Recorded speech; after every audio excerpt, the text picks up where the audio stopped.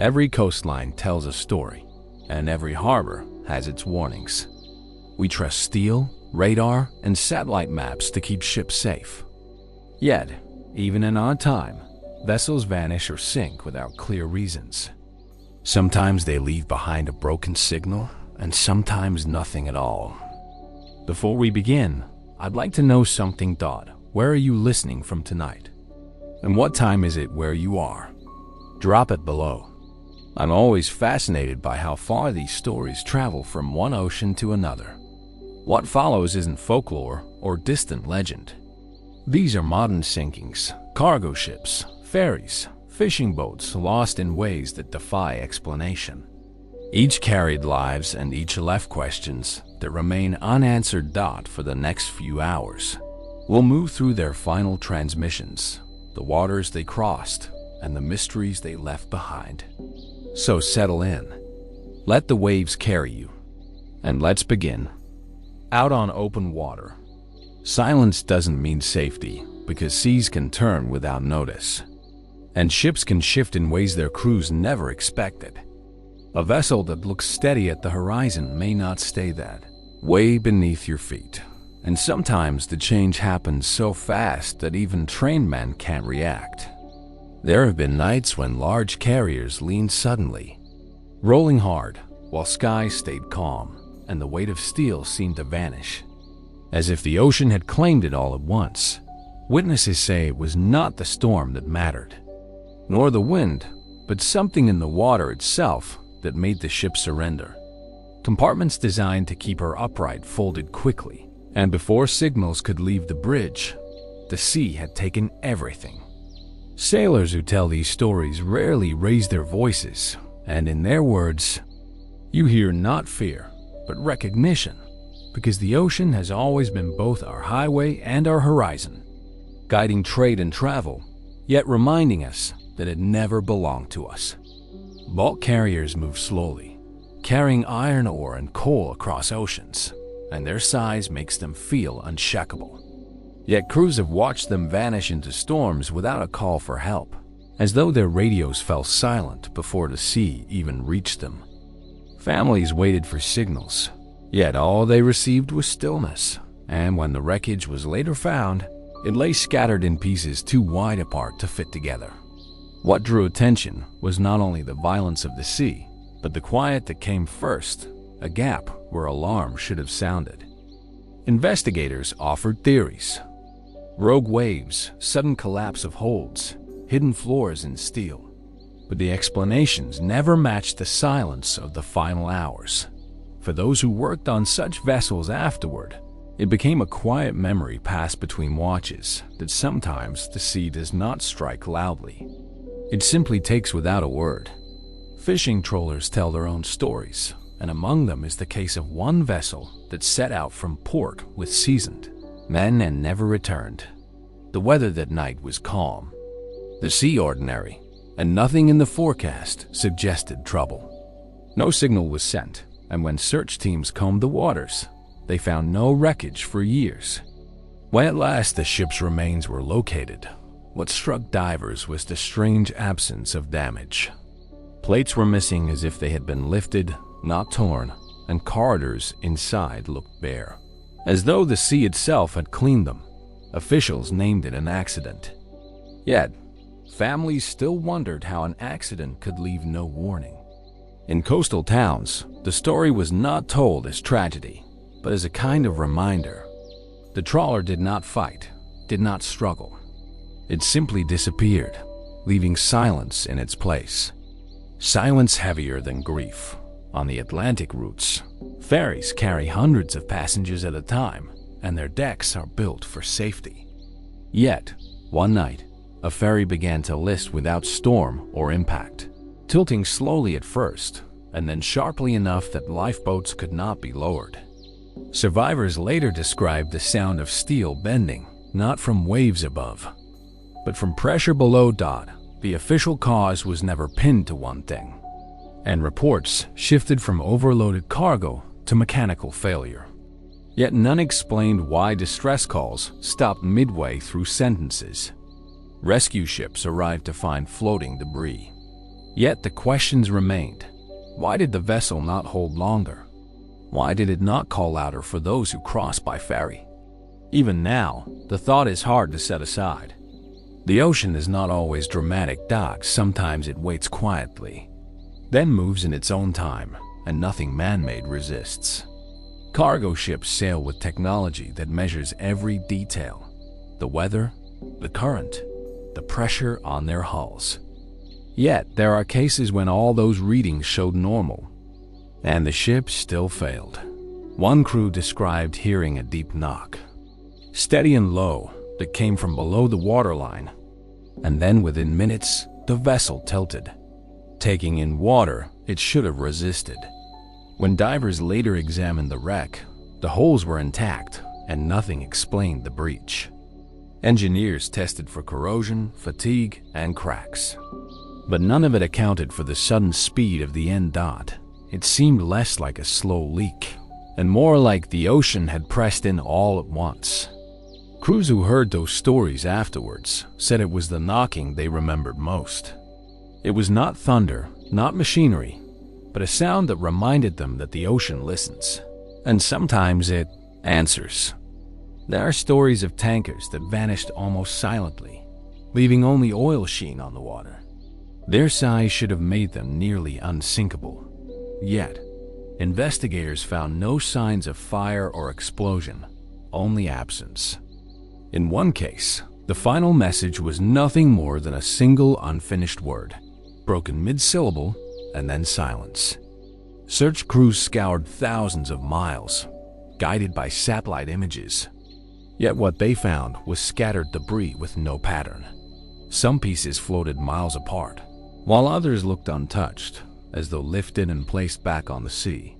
For families waiting at the shore, the hardest part was not knowing whether the crew had minutes, seconds, or no time at all. The reports spoke of mechanical failure, but those who read them knew the words were only placeholders.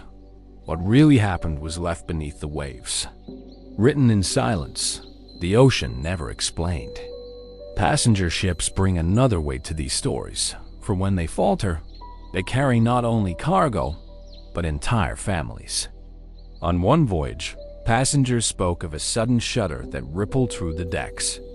Though the weather was calm and stars were still above, crew members hurried to reassure. But within the hour, the ship leaned heavily, and water swept across corridors designed to remain dry. The strange part was that rescue teams later found lifeboats untouched, still hanging where they had been stored, as though no time was given to launch them. The explanation offered was rapid flooding. Yet the angles of collapse suggested something more sudden, more complete. Passengers who survived described the moment not as panic, but as disbelief. They remembered the quiet just before the tilt, the silence of water moving where it should not, and how quickly ordinary conversation gave way to darkness. Even naval ships built to withstand impact and pressure have not escaped mystery. One went down during a training exercise with weather calm and conditions ordinary. The distress signal sent was clear but incomplete, and before the location could be locked, it ended. Later searches found the wreck split in ways no drill could explain. Theories filled reports: torpedo accidents, equipment failure, sudden flooding, but none could explain how compartments designed for war collapsed so easily. What lingered was not only the absence of a full report, but the knowledge that such vessels are built to stay afloat, even when struck. For those who served on ships afterward, the story was not shared loudly but carefully, as though speaking of it too openly gave it weight. The Navy called it a loss, but the men remembered it differently. They remembered the silence of strong steel folding without reason.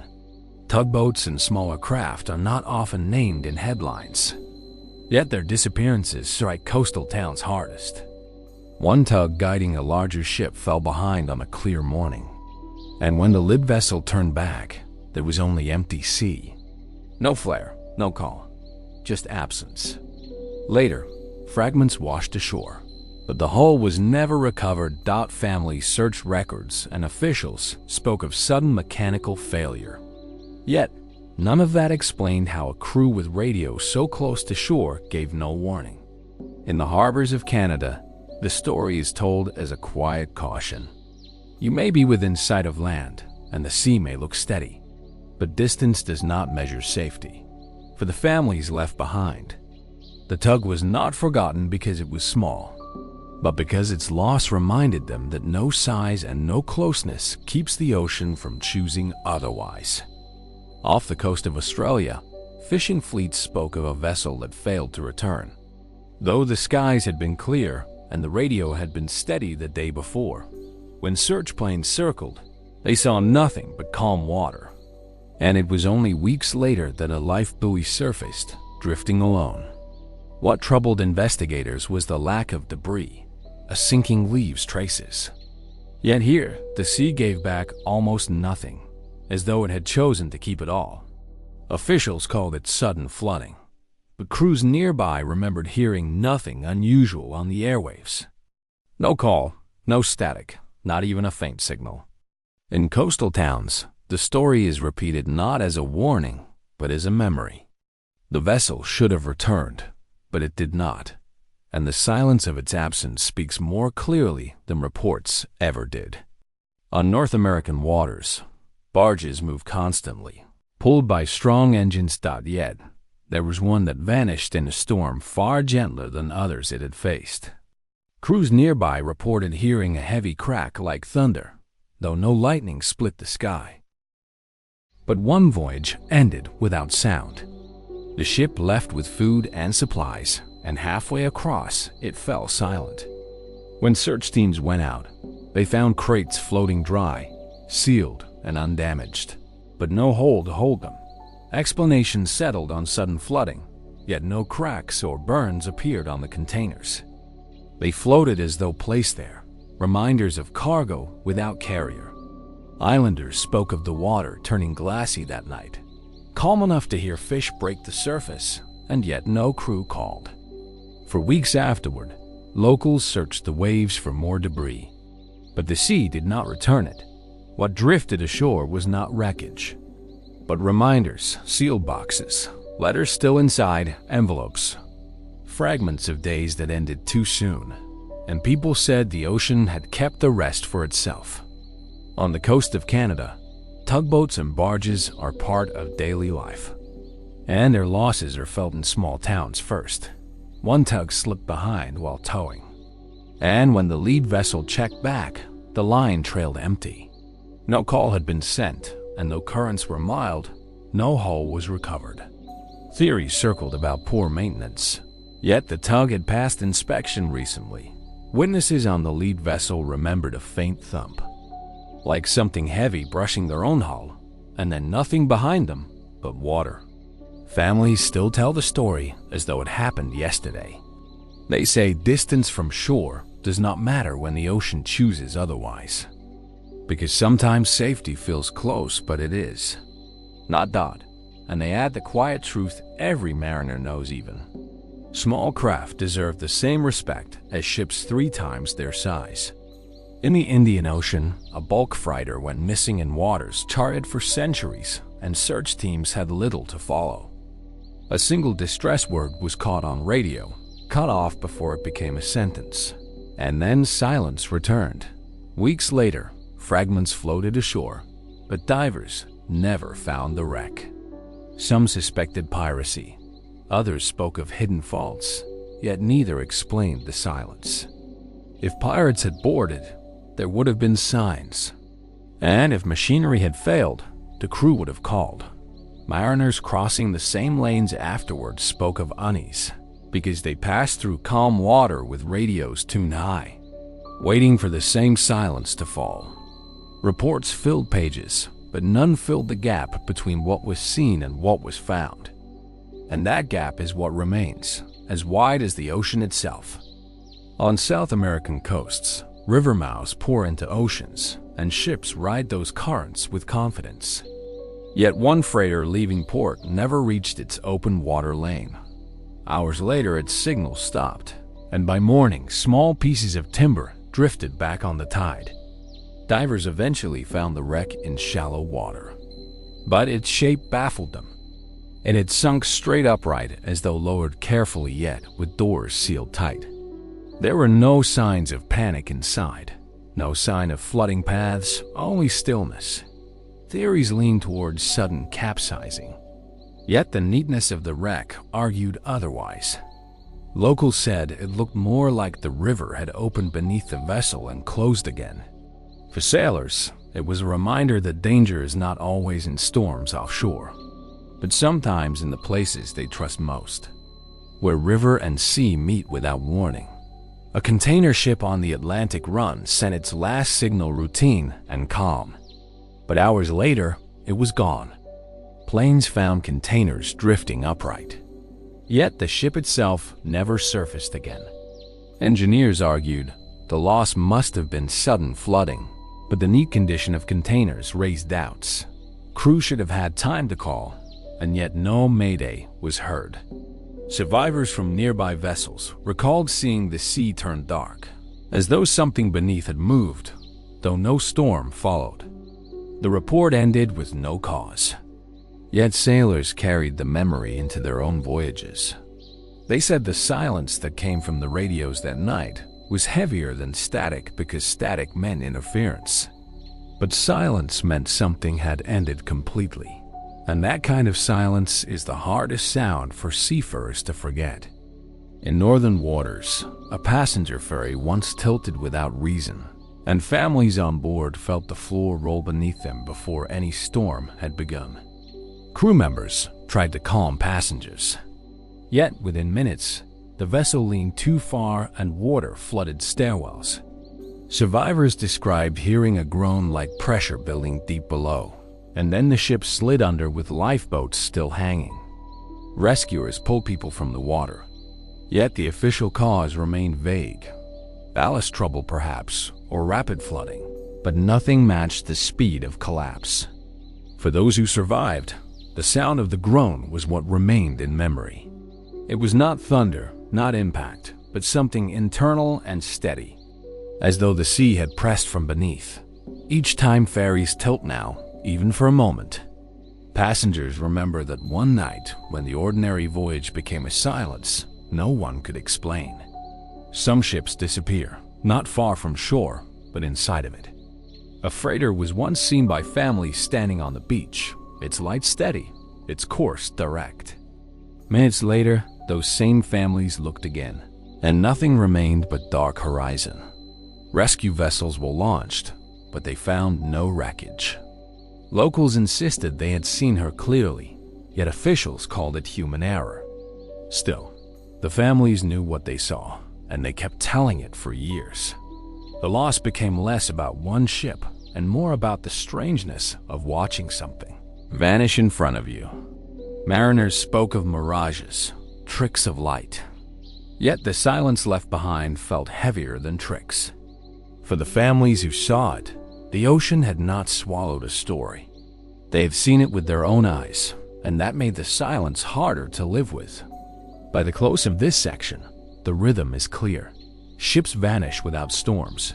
Radios fall silent without reason, and the sea gives back fragments that never explain the whole.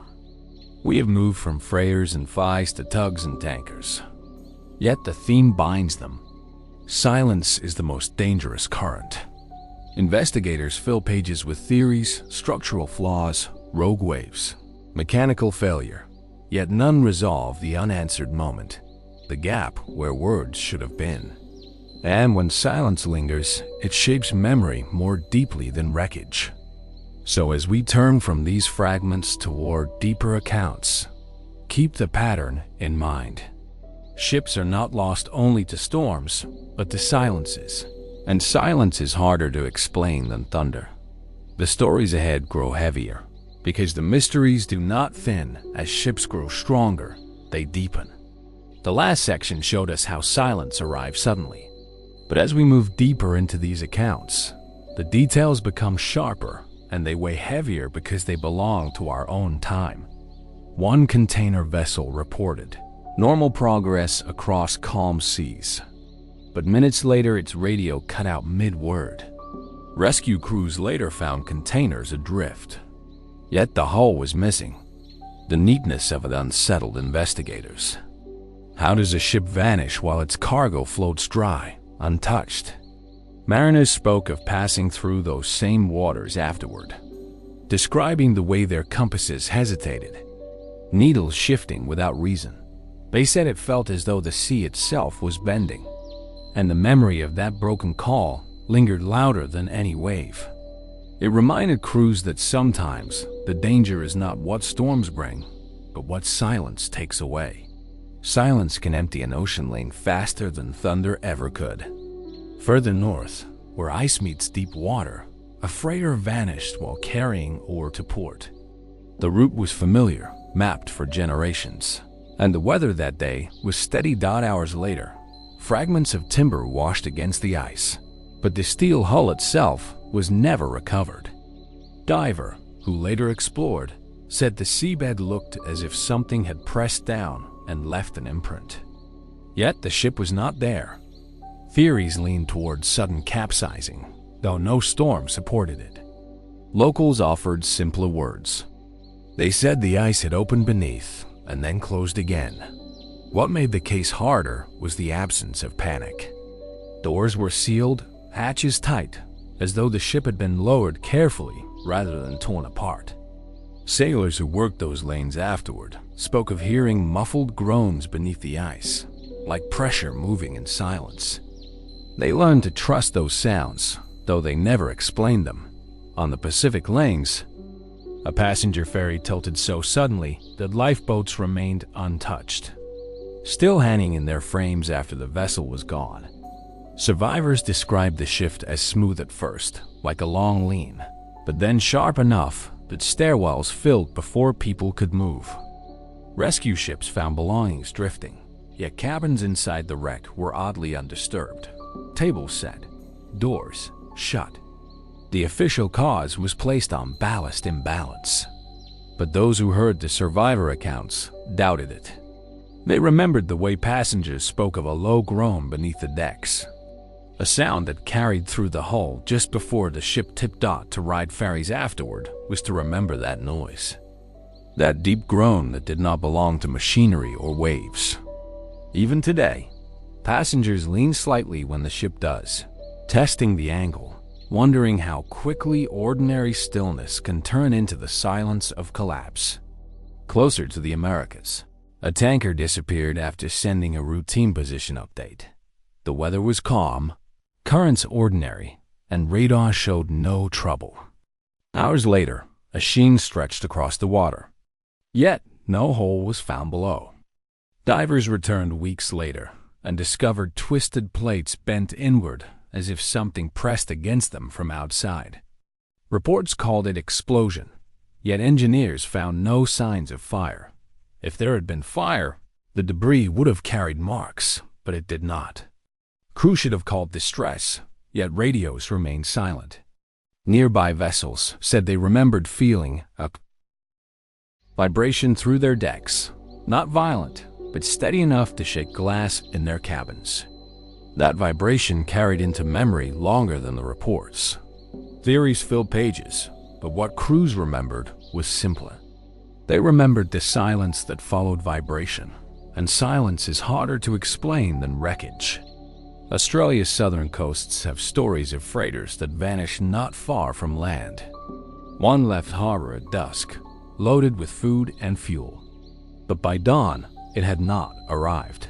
Families on shore waited, watching the horizon where its light should have appeared. Yet nothing came. Search planes circled for days, but the sea gave back only scattered crates sealed and undamaged.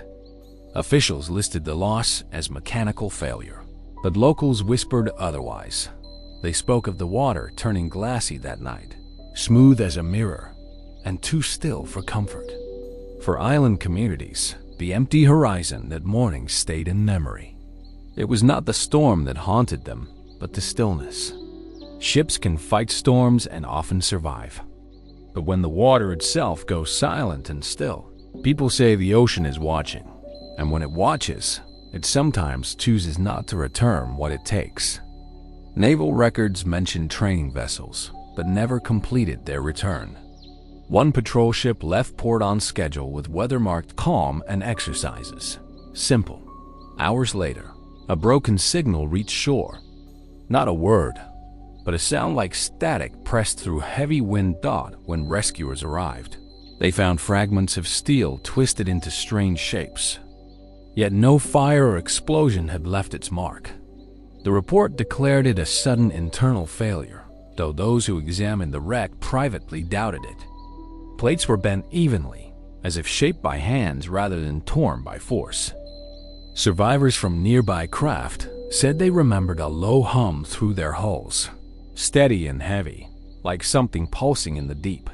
The case was closed, yet the silence it left became part of naval memory. Even the strongest steel designed for war still folds when the ocean decides it should. In the Indian Ocean, a cargo vessel lost contact after sending its routine position. The last word caught on radio was cut mid-sentence, leaving only silence afterward. When rescuers searched, they found lifeboats adrift, but no signs of crew, no fires, no damage. Theories leaned towards sudden evacuation. Yet lifeboats were found intact, provisions untouched. If crew had abandoned ship, they would have fired flares. Yet no flares were seen. Vessels crossing the same lane later reported compasses drifting, swinging slightly before steadying again. Mariners kept their eyes on the horizon longer than usual, waiting for silence to fall again. In time, the explanation was filed away as accident. Yet crews remembered it differently. They remembered the strange quiet that followed. Static, the kind of quiet that feels heavier than storm. They knew silence is not absence, it is a presence waiting in the water. On the coast of Australia, a ferry once failed to return from a short passage. And though the distance was small, the silence stretched far. Families waited on shore, watching a horizon that had always brought vessels back. But that night, it did not. Search crews found clothing and furniture drifting, yet no hull, no lifeboats, and no trace of the machinery that carried them. Officials wrote it as sudden fire, though no smoke had been sighted by passing ships. Survivors were never found, and so the explanations never settled. What remained was the strangeness of ordinary belongings floating clean, as though gently set adrift. Communities along the coast spoke of it for years. They said the ferry had slipped not into fire, but into stillness, swallowed quietly and kept whole below. It is the stillness that made the story endure, because storms roar but stillness whispers louder. In the Atlantic, a container ship radioed its course clearly, the voice of the officer calm and steady. Yet hours later, there was no signal. And by dawn, only a line of containers floated together as though arranged. Searchers found no hull, no oil slick, nothing of the steel that should have carried them. Theories filled pages: sudden capsizing, hidden crack, even collision with unseen object. But none accounted for the absence of distress. If crew had time to report calm seas, then surely they had time to call when trouble began. Yet silence answered instead. What troubled nearby vessels was the sight of containers floating like markers, evenly spaced, as though the sea itself had set them there. Mariners avoid that lane even now, not because of superstition, but because they know radios can fail. But silence this complete does not belong to weather alone. The inland seas of Canada are wide enough to carry storms fierce as ocean gales. And in one such storm, a freighter vanished while others nearby survived. Ships passing later said the air turned oddly warm, as though the lake itself had shifted, and then within minutes, the freighter was gone. When divers found it years later, it sat upright on the bottom, decks unbroken, windows sealed. It looked as though it had simply been placed there, lowered rather than wrecked. Reports named the storm. But captains knew storms that strong leave wreckage scattered, not neat. Families along the lake shores told it quietly, that the ship had been taken whole. To look at it beneath the water was to see a vessel ready to sail again, but waiting where no hand could guide it. The storm was not the mystery. The neatness was South Pacific trade lanes. Carry cargo through thousands of miles of open water, and in one such lane, a vessel fell silent after a clear weather report. Rescue planes found nothing for days, until eventually a life buoy surfaced marked with its name, but otherwise clean. Investigators could not trace where the hole lay, and families were left with questions rather than closure. Some said pirates, others said hidden reef, but crews of passing ships disagreed. They remembered the radio static that filled channels that week. A static thicker than usual, as if signals were being swallowed. That static became part of the memory, stronger than any official line. Mariners kept the story alive, not because of what was found, but because of what was missing. A whole vessel that left behind only one ring of foam and rope, turning endlessly on the surface with no ship around it. On routes near South America, a river freighter set out with routine cargo and clear skies. Its signal held steady until midnight, then cut completely by morning. Small fragments washed back along the river mouth. Yet no hole was found offshore. Divers eventually located the wreck. But what baffled them was the position. It stood upright in shallow water, sealed as though lowered into place. There were no signs of panic, no hatches blown open, only stillness inside. The official record claimed sudden capsizing. The locals told a different version. They said the river itself had opened, swallowing the ship whole and closing behind it. Sailors repeated that quietly in taverns, saying, "Rivers hide as many secrets as oceans," because water never shows you its full shape. The story remains not for what was seen, but for the silence that made it hard to believe. Ferries across northern Europe run daily, and their reliability is trusted by thousands. Yet, one vessel listed so quickly that passengers barely realized what was happening. Survivors later recalled a faint vibration just before the tilt, like something pressing from below. Within minutes, corridors flooded and the ship was gone. When the wreck was examined, its structure seemed whole, plates intact, hatches closed, but the angle of the hull showed collapse from beneath. Engineers argued ballast failure. Though the survivor stories disagreed, they remembered sound, not malfunction, a sound that carried through the decks like a heartbeat. Too slow to ride those ferries now is to remember that sound. Passengers lean when the hull leans, and they check the silence when the engines pause. Because silence after vibration has a weight of its own, and once you've heard it, you don't forget. Near tropical waters, a freighter vanished within sight of land. Families on the beach saw its light steady, then turn faint, then disappear altogether. By the time searches launched, the horizon was empty, and no debris was found in following days. Officials blamed navigational error, but locals stood by what they saw. They described the lights dimming as though drawn downward, not away. If the vessel had changed course, they would have seen it. If it had burned, they would have seen flames. Instead, they saw lights fade like a candle under glass. For those families, the loss was not distant. They had watched it vanish with their own eyes, and that made explanations feel hollow. The ship was there, and then it wasn't. And no theory can strip away the weight of witnesses who saw the ocean erase a vessel before them. As we depart into the horrors of longer voyages, the rhythm has become clearer. Ships vanish in storms, in calm water, and in sight of land. Yet the bond between them is silence. Theories circle. Rogue waves, mechanical flaws, navigational errors. But the unanswered moment is always the same. Why was there no call, no flare, no cry?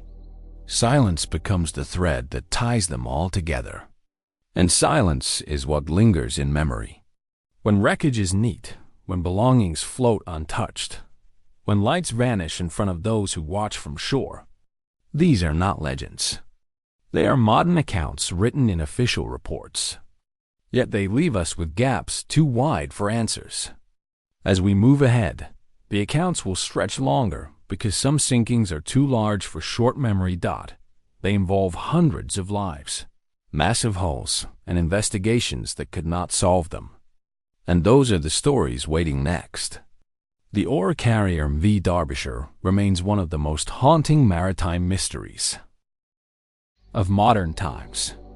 It was the largest British ship ever lost at sea, and its disappearance revealed just how fragile even the strongest steel can be when silence takes hold. The vessel left port with iron ore packed in its holds, crossing the Pacific on a route that countless ships had taken before. Weather reports warned of a typhoon, but nothing outside the range of storms that ships of her size had weathered many times. And then, without distress call, without warning, the Derbyshire was gone. For families waiting at home, the silence was unbearable. Bulk carriers are slow but steady, and their crews are trained to report trouble at the first sign. Yet days passed and not a single signal was received. Rescue aircraft flew patterns across the ocean, searching for lifeboats, oil slicks, anything at all. But the sea remained empty. Only later, when wreckage was located thousands of meters below, did the scope of the loss become clear. The wreck lay in fragments scattered across the seabed. Hull plates were bent inward, twisted in ways that did not match ordinary storm damage. Engineers studied photographs of the debris, pointing out how steel designed to resist pressure had folded in, as though something had pressed hard from the outside. The official conclusion blamed structural weakness combined with the typhoon's force, but not all were convinced. How could such a massive vessel vanish without a single distress call? How could it have collapsed so completely that nothing surfaced? Sailors spoke quietly of rogue waves, those towering walls of water that rise without warning and dwarf even the largest ships. Others suggested seismic activity, pointing to the Pacific's restless floor. Yet neither theory explained the silence. Radios are checked constantly, and emergency signals are designed to transmit even in chaos. But the Derbyshire left nothing behind, not even a broken call. For the families of the lost crew, the technical explanations mattered less than the absence. They had no last words, no fragments of messages. Only the knowledge that a ship as large as a skyscraper had been erased almost instantly. Mariners afterward took the lesson in their own way.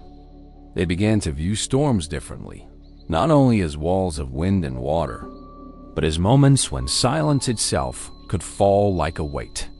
The Derbyshire remains in memory, not only because of her size, but because her loss marked a turning point. She was a modern ship designed with the knowledge of decades, and yet she disappeared like a vessel from centuries past. Her silence proved that technology cannot always measure the ocean's choices. And for those who work the Pacific lanes today, the shadow of her loss still follows. They know the ocean does not need fire, explosion, or visible reason. It can erase steel in silence, and silence is what unsettles most.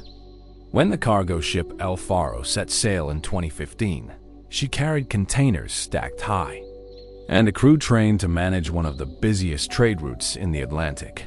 She was a veteran vessel, steady and trusted, and her passage from Florida toward Puerto Rico was routine. But in the early days of October, Hurricane Jaron formed, and within hours, the El Faro entered a story that would haunt seafarers for years. The ship reported engine trouble as the storm grew. One transmission reached shore, calm but urgent, describing a mechanical problem that slowed her progress. After that, silence. The storm intensified, and when rescue crews searched, they found scattered debris, but no survivors. Eventually, the wreck was discovered nearly 15,000 feet below the surface, sitting upright but broken open. What troubled investigators was not only the storm, but the way the ship seemed to have been caught in silence. voyage data recorders reveal last conversations on the bridge. Voices struggling against failing machinery, but the mayday was delayed, and when it came, it was incomplete. Why did a seasoned crew wait? Why did the ship fail so suddenly when others in similar storms had survived? The El Faro was equipped with radar, storm tracking, and communication tools meant to prevent this exact fate. Yet decisions placed her too close to the hurricane's path. And when the engines faltered, the sea closed in. Investigators blamed human error, but survivors' families questioned why systems failed to provide the margin for safety. The El Faro was not centuries old. She was modern, regulated, and inspected. Yet she fell as completely as if she had sailed in an earlier age. What lingers most are the voices captured before the end. They spoke calmly, then urgently, then finally with recognition that escape was impossible. Those voices remind sailors everywhere that silence is not always sudden. Sometimes it arrives slowly, creeping between words until no signal remains. For the American shipping industry, the El Faro became a turning point, a reminder that storms cannot always be predicted, and that even the best charts can falter. For sailors who pass through the same waters, it is a story told quietly with respect. They know the ocean does not bend to timeouts or cargo demands, and they know that when silence comes, it carries not only the ship, but the last words of those aboard. Sealed in memory, the Estonia was a passenger ferry carrying nearly 1,000 people across the Baltic Sea in 1994 when disaster struck. It was night, the waters rough but not unusual, and the ferry moved steadily towards Stockholm. Passengers slept in their cabins, trusting the steady rhythm of engines below. Then, sometime after midnight, something changed. Survivors described the sound like steel tearing, followed by the tilt of the deck beneath their feet. Within minutes, the ship leaned hard to starboard, and water rushed in faster than any crew could manage. Alarms rang, passengers stumbled through corridors, and lifeboats proved nearly impossible to launch as the ferry sank in less than an hour. Over 850 lives were lost. Official reports blamed the failure of the bow visor, a hinged steel section at the front that protects the car deck from waves. Investigators said it broke away, allowing water to flood the vehicle deck and destabilize the ship. Yet, questions never faded.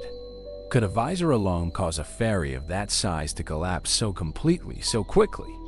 And why did so many survivors recall sounds and vibrations that suggested something more than mechanical failure? Conspiracy theories spread, fueled by secrecy. Some claimed the Estonia carried sensitive cargo, hidden from passengers and unacknowledged by officials. Others suggested explosive damage. In later years, divers found evidence that reignited debate.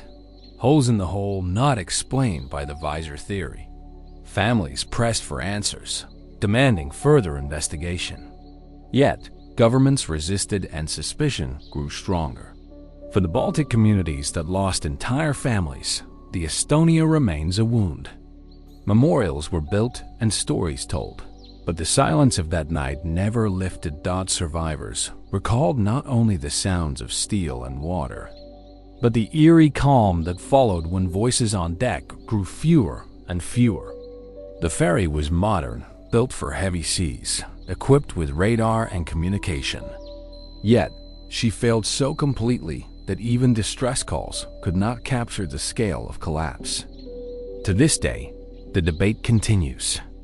Was it design? Was it accident?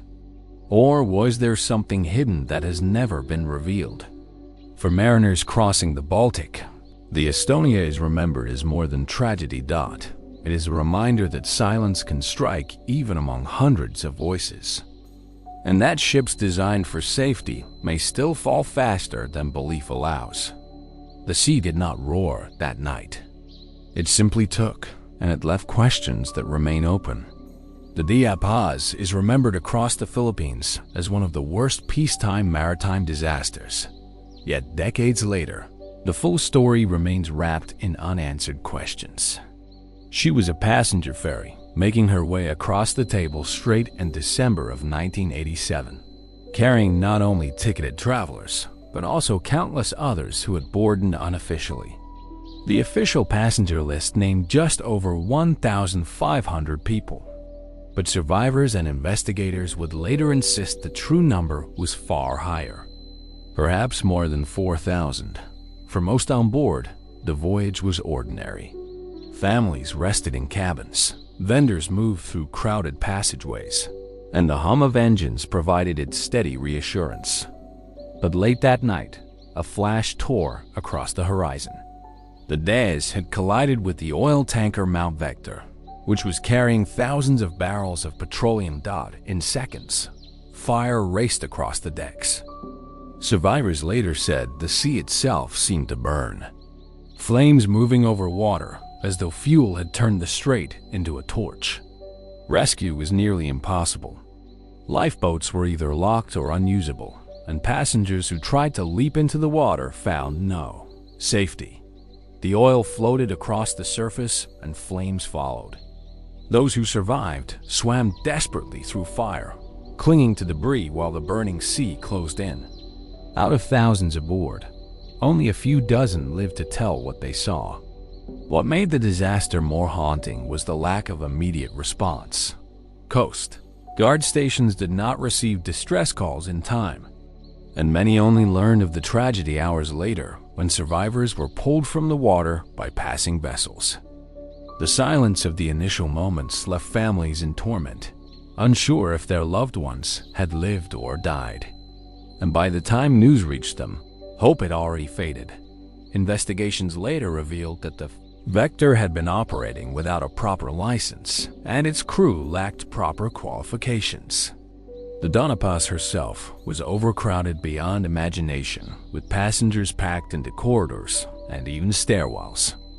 But while these failures explained why the tragedy was so devastating, they did not answer the deeper question. Why did such conditions exist on a modern route, and why did regulations fail so completely in the Philippines? The loss of the Donapaz is spoken of as both tragedy and mystery. Families remember not only the names of those who were lost, but the sense of abandonment, of being left without warning or explanation. Survivors describe the fire not as explosion, but as sudden silence followed by light, a flash that turned the night into day and erased thousands of lives in minutes. For mariners across Asia, the Donapaz became a warning etched into memory. Ships today may carry better equipment, stricter oversight, and clearer safety rules, but the story lingers as proof that silence can still follow negligence, and that the sea can magnify every small failure into catastrophe. The ferry was supposed to be safe, supposed to be ordinary, yet she entered history as the Titanic of Asia, leaving behind echoes of fire on water and a silence that no report has fully filled.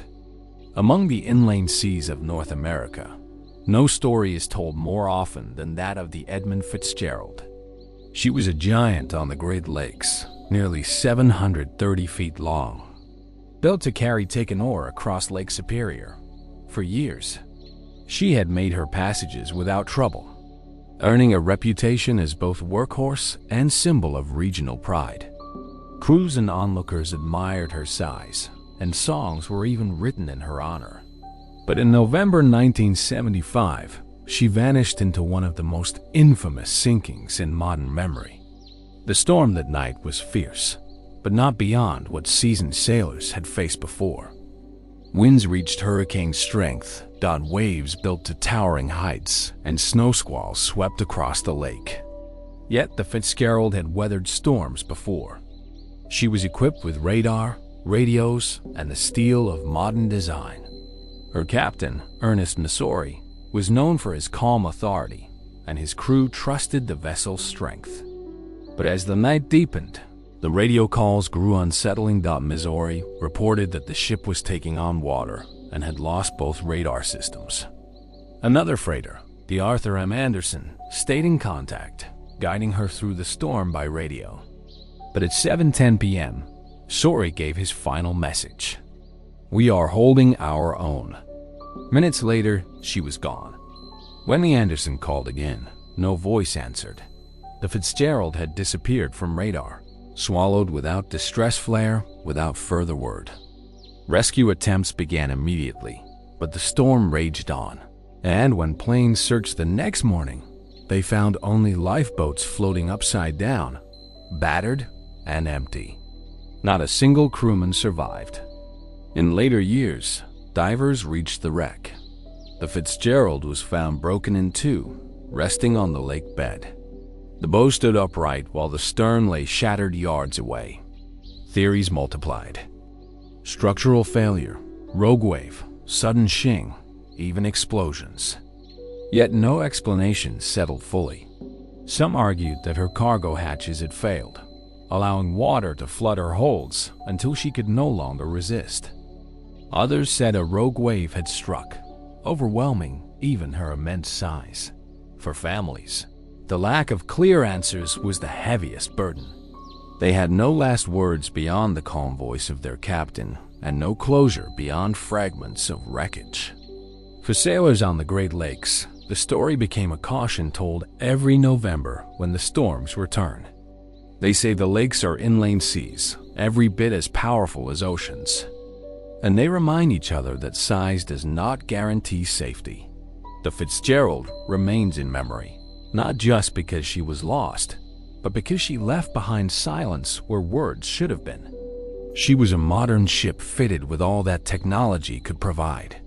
And yet she vanished into the night as suddenly as any wooden schooner from centuries past. For those who live along superior shores, her name is spoken like a shadow, carried in song and in silence alike. Though not a commercial ship, but a naval submarine, the story of the Kursk is inseparable from modern maritime mystery.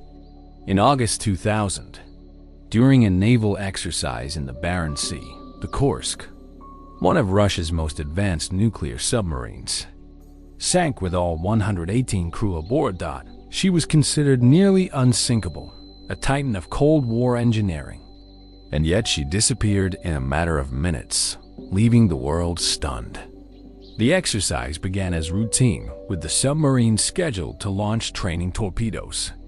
Then a sudden explosion shook the seafloor, followed by another larger blast minutes later. Monitors on nearby ships detected the shock waves, but communications with the Kursk were lost. Rescue operations began. Yet hours passed before the seriousness was admitted, and days before international assistance was allowed. When divers eventually reached the wreck, they found her lying at an angle, the bow crumpled by catastrophic force. Inside, notes written by trapped sailors revealed that some had survived the initial blasts, retreating to an aft compartment where they waited in darkness for help that never came. Oxygen dwindled, and within hours they succumbed.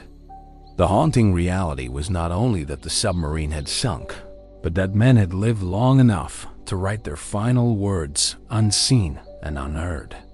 Investigators later concluded that a faulty torpedo had leaked fuel, igniting in the tube and causing the first explosion. The second blast came as other torpedoes detonated in chain reaction. Yet many still questioned whether design flaws alone could explain the magnitude of the destruction. The submarine was young, heavily tested, and considered among the most advanced in the fleet. How could one failure erase her so completely? The political aftermath was stormy, but the human element remained. Families learned that their loved ones had survived briefly, waiting in vain for rescue, and that knowledge was heavier than ignorance. The silence of those last hours became part of the story. Men trapped in darkness, listening to the sea press against the hull, knowing no call could reach beyond. For navies worldwide, the Kursk became both lesson and warning. It showed that even in the 21st century, with satellites overhead and technology advanced, silence can still swallow lives before explanation arrives. And for those who served beneath the sea, it proved again that no machine, however strong, is beyond the reach of water. The curse endures as a tragedy because it was not only sudden, it was drawn out. A silence lived in real time by men who knew the end was coming. In April 2014, South Korea witnessed a disaster that shook the nation as the ferry MV Su capsized while carrying more than 450 passengers, many of them students on a school trip. What made the tragedy haunting was not just the loss itself, but the way it unfolded in slow motion, visible on screens and radios across the country. While rescue never seemed to arrive in time, the Su departed from Incheon toward Jeju Island, loaded with passengers, cargo, and vehicles. The weather was calm, the sea cooperative. Yet somewhere along the journey, the vessel began to list. At first, the tilt was mire, but it grew steadily.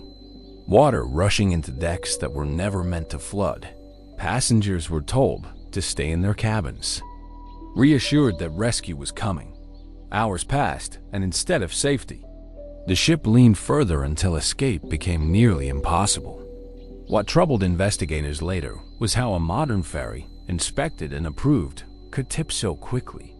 Overloading of cargo was cited, poor securing of containers, and modifications that had reduced stability. Yet these answers felt hollow when compared to the scale of collapse. Why did stability fail so suddenly in calm seas? Why did the crew delay evacuation orders until it was too late? Survivors recalled the eerie silence of hallways where people waited, trusting words from the bridge until water forced its way in. The rescue itself deepened the wound. Coast Guard ships arrived but hesitated. Helicopters hovered but did not pull many to. Safety and television cameras broadcast the disaster live while families watched. Helplessly the silence of official action was louder than the tilt of the ship, even as cries for help echoed from inside. Orders remained confused and minutes stretched into fatal hours. The aftermath revealed failures at every level. Crew unprepared, officials indecisive, and regulations ignored. Yet beyond the politics and blame, what lingers most is the memory of stillness. The Su did not vanish suddenly. She sank before the eyes of a nation. Passengers who might have escaped stayed trapped because trust outweighed instinct. And when silence came, it was not unexpected, but unbearably slow. For families of the lost, the unanswered questions remain. Why did a ferry built for safety betray them in calm water? Why was rescue hesitant when urgency was plain? For mariners, the lesson cuts deep. Sometimes danger arrives not in storms, but in silence and delay. The Su's name endures as a reminder that a ship does not need rough seas to fail, only silence at the wrong moment. Among stories from Japan's post-war shipping era, the loss of the MV Maru continues to unsettle. She was a passenger and cargo vessel operating routes through the Pacific in the mid-1950s, a time when modern navigation and communication were spreading fast. The Maru was considered safe, steady, and unremarkable until the day she disappeared without trace. The ship departed on schedule with hundreds aboard, her course clear and weather fair. Hours into the voyage, a garbled signal reached shore, cut with static, too brief to decipher. After that, silence. Search planes combed the sea for days, but no debris appeared. No oil slick, no lifeboats. For families waiting at the docks, the absence of answers was almost worse than confirmed tragedy. The Maru had vanished as though erased from the map. Speculation ran wide. Some pointed to sudden squalls known to sweep the Pacific, while others whispered of military testing zones where ships sometimes strayed too close. Later, faint reports suggested that a wreck with similar dimensions had been glimpsed on sonar, resting deep on the seabed. Yet divies failed to confirm it. The mystery lingered, strengthened by the lack of closure. Mariners who spoke of it afterward described the loss not as storm or accident, but as silence. They said the Pacific is vast enough to hide steel and strong enough to decide what remains on the surface. The Kaimaru became a symbol not only of tragedy, but of erasure. A reminder that in modern times ships can still vanish as easily as in legend. For Japanese shipping companies, the lesson was painful.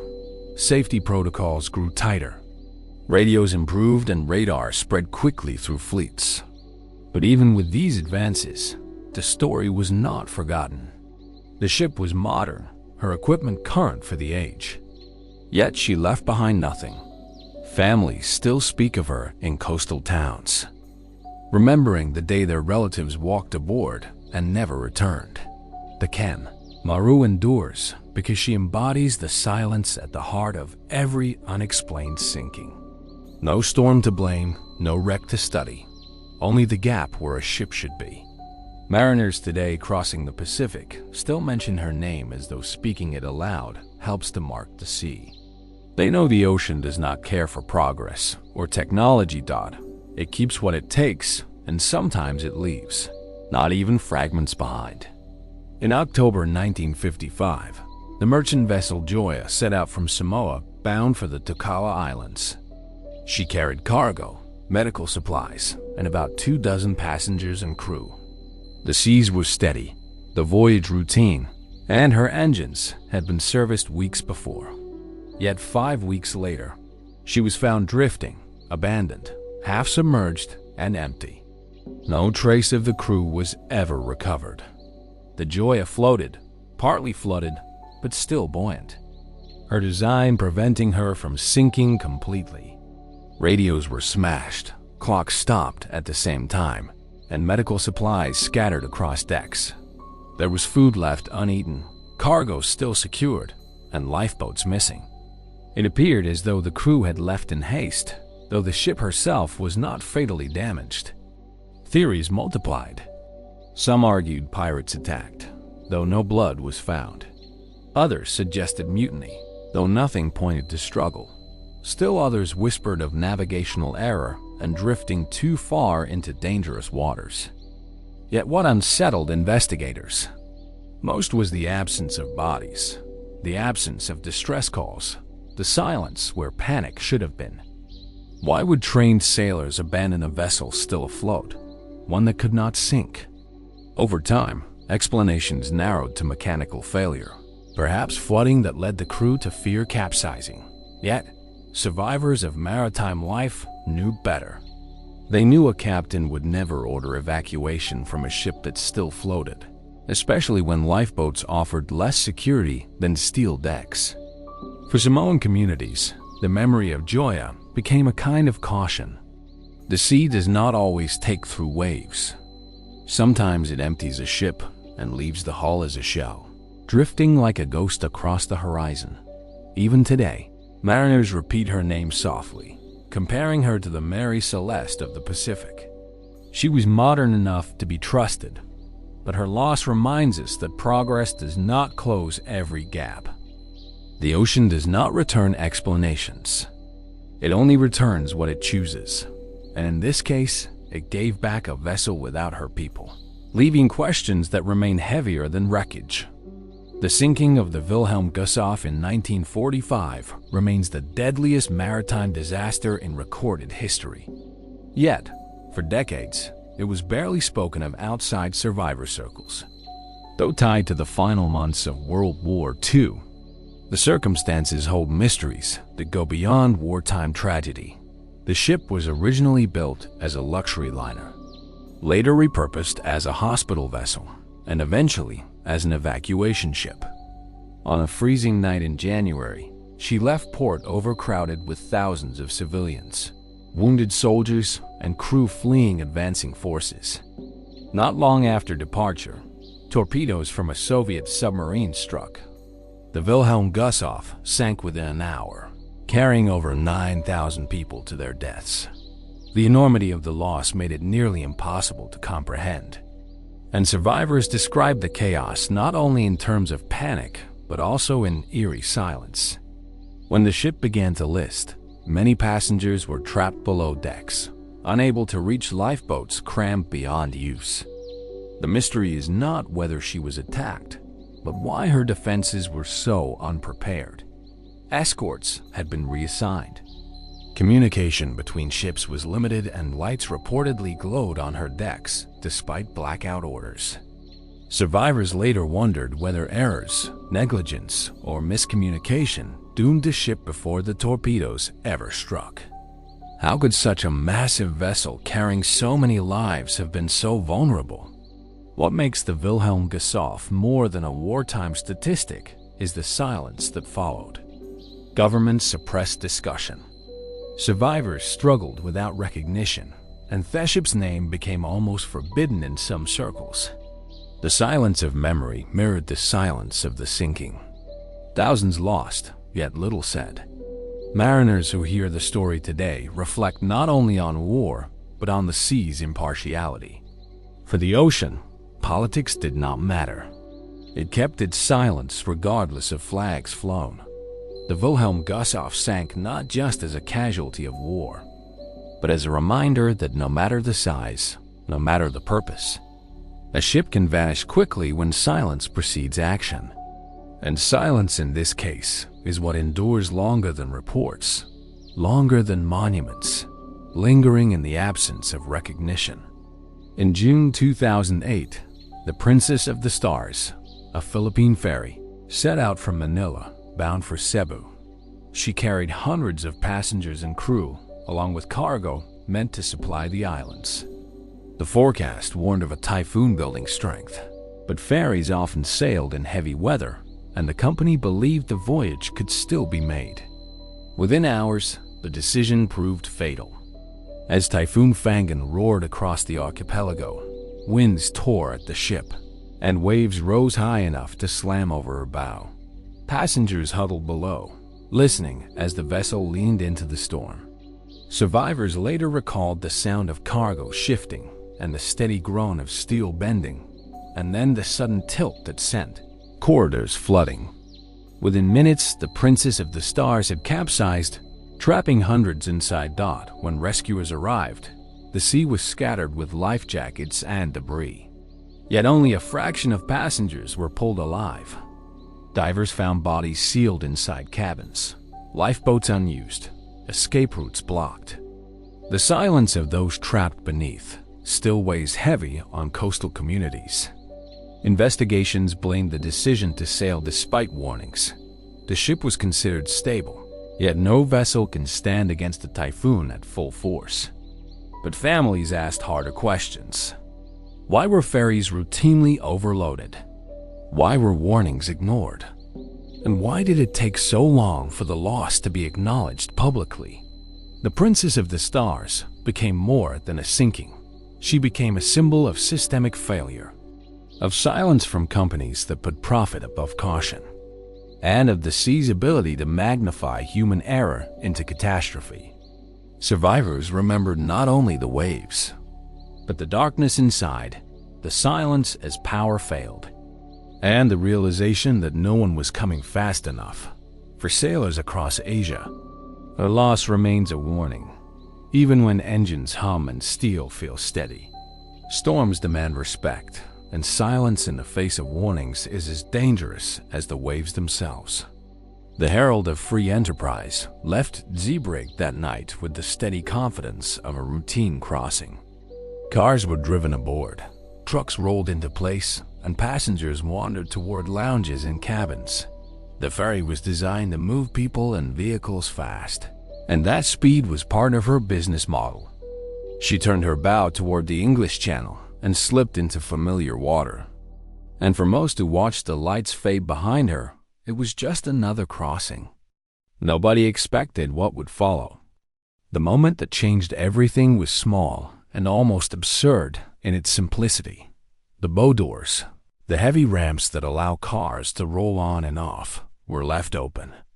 They faced directly toward the sea, and because the car deck ran uninterrupted from bow to stern, there was nothing between the water and the ship's internal volume to stop seawater from pouring in. In the calm of night, one wave is often nothing. And yet, a single surge through that open mouth is enough to begin the worst possible chain.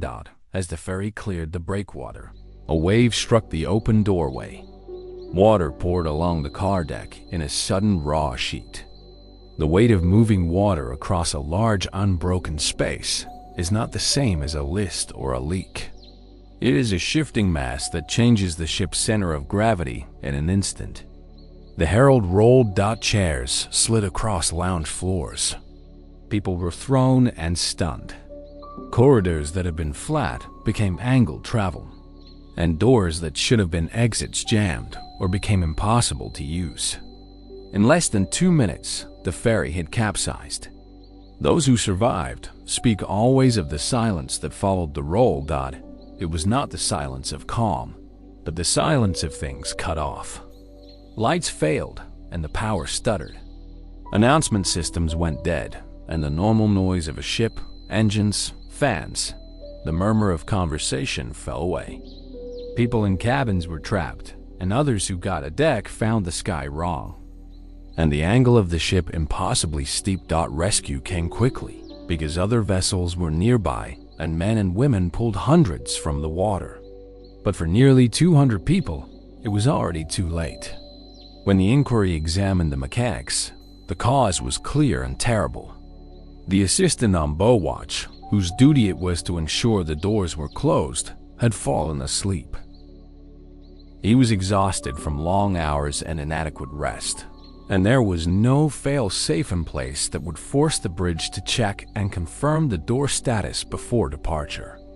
On that night, a chain of human oversight errors, combined with corporate pressure for quick turnarounds and with a culture that tolerated shortcuts, the company had long prized punctual schedules and fast port calls. And the systems that might have caught a human lapse were either absent or not enforced. That combination, fatigue, assumption, and organizational indifference, was more lethal than any single design flaw. The ferry had no storm to blame and no rogue wave to point to. The disaster's cruelty was that it showed how a modern vessel, operating under blue sky in routine conditions, could be transformed into a tomb in minutes simply because normal procedures had been neglected. The silence that came before the disaster was thus man-made. The silence of unattended duties, the silence of warnings that were never spoken aloud, and the silence of a system that let a single human error go unchecked. The public response was immediate and profound. Families demanded not only answers, but changes that would make such an accident impossible. The inquiry did not stop at the sleeping assistant. It examined rostering, fatigue management, company culture, and ship design. It found that crews were stretched, that safety checks were sometimes perfunctory, and that the speed-driven model of ferry operations created pressure that could push people to cut corners. The legal fallout was significant. New rules required fail-safes and interlocks, so that bow doors could not be left open without alarms and without clear bridge confirmation. Loading and departure checklists were formalized and enforced, and companies had to demonstrate how they managed crew rest to avoid sleep-repeated errors. Beyond the technical demands came cultural ones. Passenger briefings before embarkation became standard and detailed. They now include clear instructions on what to do in the event of a list and where life jackets are kept. Companies instituted mandatory drills and crew training, emphasized immediate communication and assertive confirmation of essential tasks. Ports and flags tightened inspection regimes. The Herald's sinking made it unacceptable to assume that previous watchkeepers had closed the doors. It made verification a visible recorded part of leaving port. Survivors' accounts remain central to how the disaster is remembered. People who escaped talk about the weird unreality of being in a ship turned on its side and about the shock of corridors made into ramps. They tell of friends and strangers who helped each other in the dark, and of rescues that were heroic even while incomplete. Those human details matter because they show what official reports sometimes miss: the immediate moral work of people trying to save one another when the machinery of safety failed. The Herald's name did not fade after the legal changes. Memorials, rose in coastal towns where victims' families gathered, and the date of the sinking became a day of remembrance for those communities. Maritime schools teach the incident as a case study in both human factors and in procedural safeguards. The story lives in the checks on a captain's desk and in the routine calls before departure. Doors closed that are now part of a ship's language. Those calls are small acts, but they are direct counters to the silence that once took lives. For mariners, the lesson is less abstract than it sounds. It is a daily discipline. Never assume, always verify, and treat fatigue as a hazard. In the same way you treat weather or mechanical failure, it is also an organizational lesson. Companies must design work schedules that allow for rest and oversight, must be brave enough to stop operations when safety is in doubt. The Herald showed how easy it is to let habit and convenience eclipse vigilance. It also showed how costly that eclipse can be. Even now, when a ferry lines up in a port before leaving, there is a small set of practiced moves and confirmations that owe their existence to the Herald. Crew checklists are read aloud, and log.bo doors are confirmed both visually and electronically, and bridge teams will not clear to sail until those confirmations are made. Passengers now get safety briefings that are more than procedural. They are a recognition of the trust people place in maritime operators. The Herald of Free Enterprise continues to be cited not simply as a technical case, but as a moral example of what happens when silence replaces speech in critical places. The sea does not forgive the quiet neglect that lets a duty go unspoken. The fare's loss remains a permanent reminder that safety is an act of attention, and that attention must be institutionalized, so that it survives human fatigue and organizational pressure. Where once there was an ordinary crossing, there is now a cautionary story. And that story has shaped how ferries operate around the world. When the Derbyshire disappeared in the Pacific, she left behind not only fragments of steel, but also questions that stretched across her entire class of vessels built as massive ore carriers. These ships were meant to be indestructible, engineered to ride low and steady under immense loads. But the Derbyshire was not alone. Her sister ships sailed the same waters, and while none vanished as completely, they carried with them shadows of unease that sailors never forgot. Crews aboard her sister vessels told stories of strange sounds in heavy seas, groaning plates that flexed against waves smaller than expected, bolts that rattled loose under pressure that should have been routine. Engineers dismissed these as quirks of design, yet those who lived through them knew the difference between ordinary noise and something more. They remembered vibrations that traveled through the decks like a hum, steady at first, then deepening until it felt as though the ship herself was shivering. One ship encountered sudden flooding in her forward holds. During weather that was fierce, but not extraordinary, pumps fought to keep up, and for hours men worked in silence, believing they might lose her. She survived, but the memory lingered. Another reported cracks in plating that seemed to appear overnight. Fine lines that widened in storms, patched quickly, but never explained. Official reports chalked these up to maintenance, the natural strain of steel against water, and the shipping companies preferred to keep the records quiet. But for mariners, the pattern was plain. A design flaw may not appear every voyage, but when the sea decides to push, hidden weaknesses surface. And sometimes those weaknesses bring silence before any warning can be sent. In ports across Britain and Asia, sailors who had served on these vessels spoke of unease that followed them ashore. They described how waves struck differently against the hull, how water seemed to find paths inside faster than it should. They whispered that these ships carried a silence with them, a silence that grew heavier with each voyage. When the Derbyshire sank without a call, those who had worked her sisters were not surprised. They had felt it. The quiver of steel, the unnatural groan of bulkheads, the silence after pumps failed. And though engineers tried to explain it with formulas and charts, The truth for sailors was simpler. They knew that some ships carry their fate inside them from the day they are built, and the sea only waits for the right time to reveal it.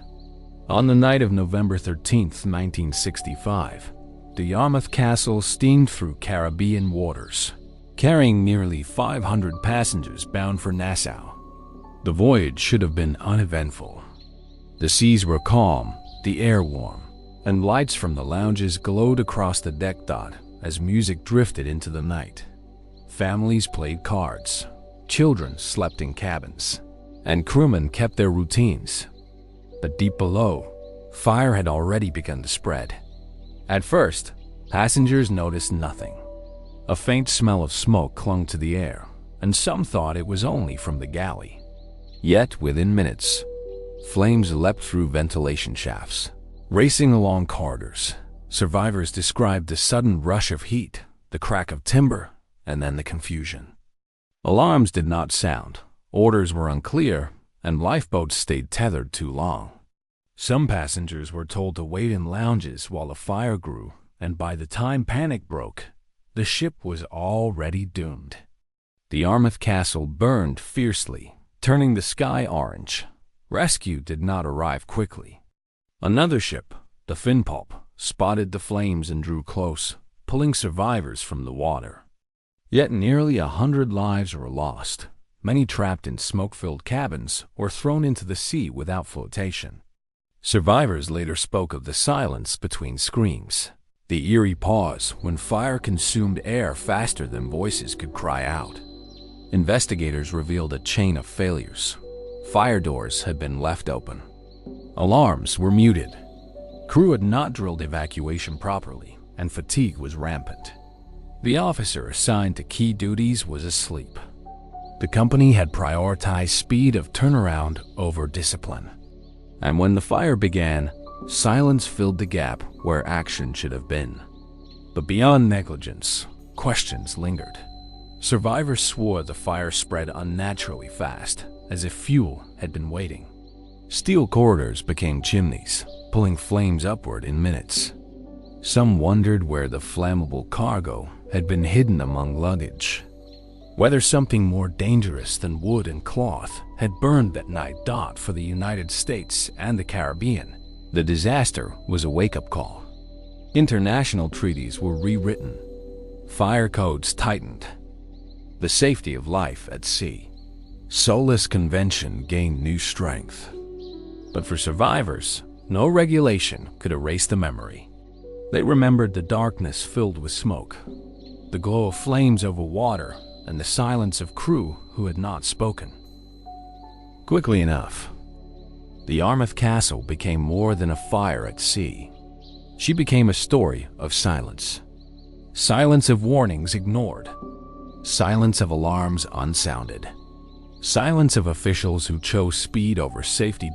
And for every passenger who sails today, her name remains a reminder that the ocean does not forgive neglect. Fire may roar, but it is silence before the fire that kills most.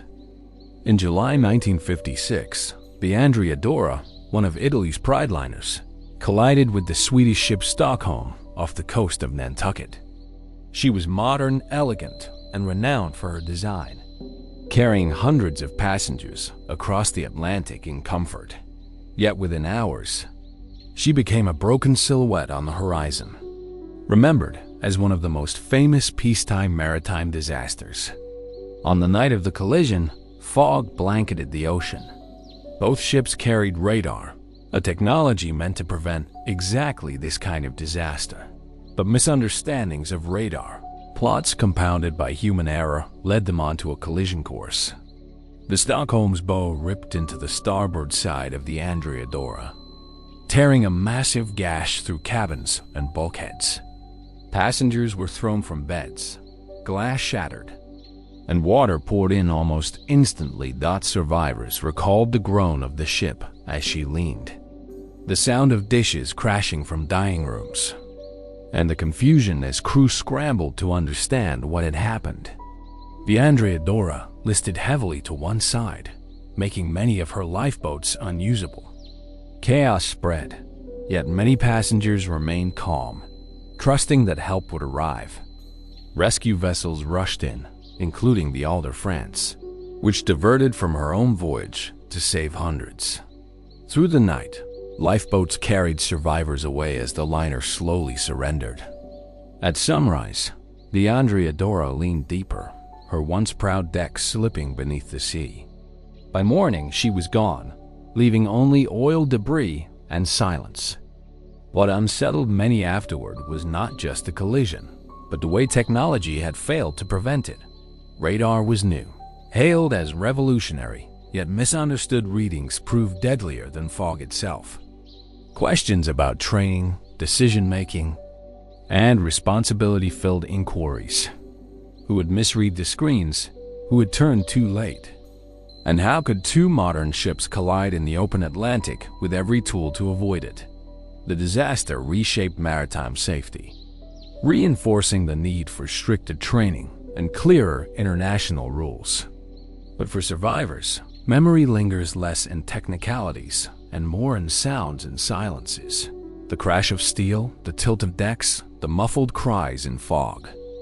Today, divers still visit the wreck, resting deep off Nantucket, her hull twisted, her story frozen. For mariners, the Andrea is both lesson and warning. Even modern ships, even new technology, cannot remove silence when human error and sea combine. She stands in memory as proof that progress is fragile and the ocean waits, patient as ever. Though we touched the Estonia earlier, her aftermath deserves its own long account. Because the silence that followed her sinking in 1994 was louder than the tragedy itself. The ferry carried nearly 1,000 passengers through the Baltic. But within an hour after her bow visor failed, she was gone, leaving only 137 survivors and a sea of unanswered questions. The official explanation was structural failure. The bow visor, which shielded the car deck, had torn free in rough seas, allowing water to rush inside. The car deck, open and broad, became a chamber of instability. Once water flooded it, the ferry leaned too far and stability was lost. Yet critics questioned whether a visor alone could have brought her down so quickly. Divers found holes in the hull unexplained by the official narrative. Some whispered of hidden cargo, others of military involvement. Families demanded full investigation. But governments restricted dives, sealing the wreck as a maritime grave. This secrecy fed suspicion. Why should answers be hidden if the cause was straightforward?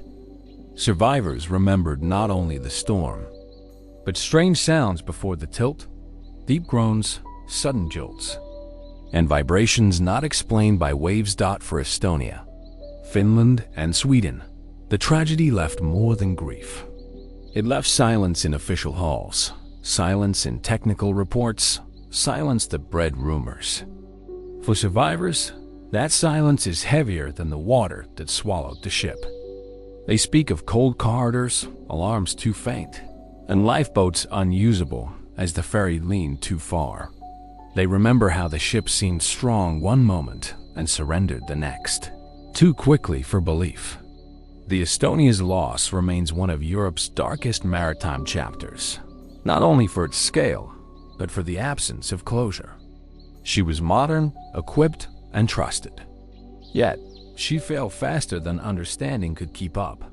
For sailors today, her name is invoked quietly, a reminder that even in well-traveled seas, even in sight of shore, silence can strike louder than storm. In May 1914, the Canadian liner Empress of Ireland collided with the Norwegian coal ship, Stastad in the St. Lawrence River.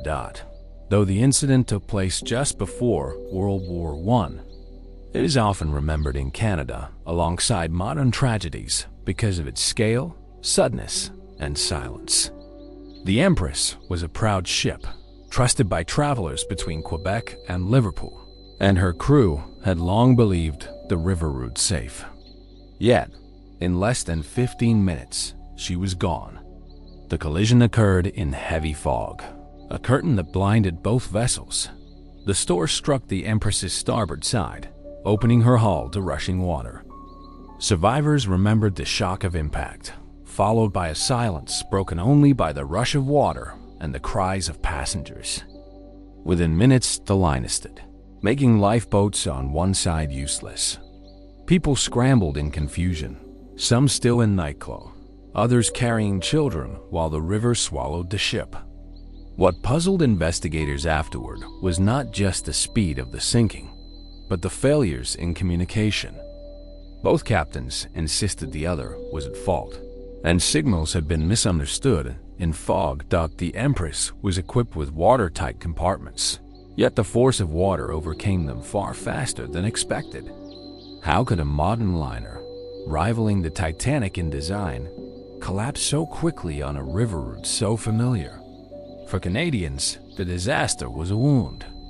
Over 1,000 lives were lost, many of them members of a traveling Salvation Army band whose voices had filled decks with hymns just hours before.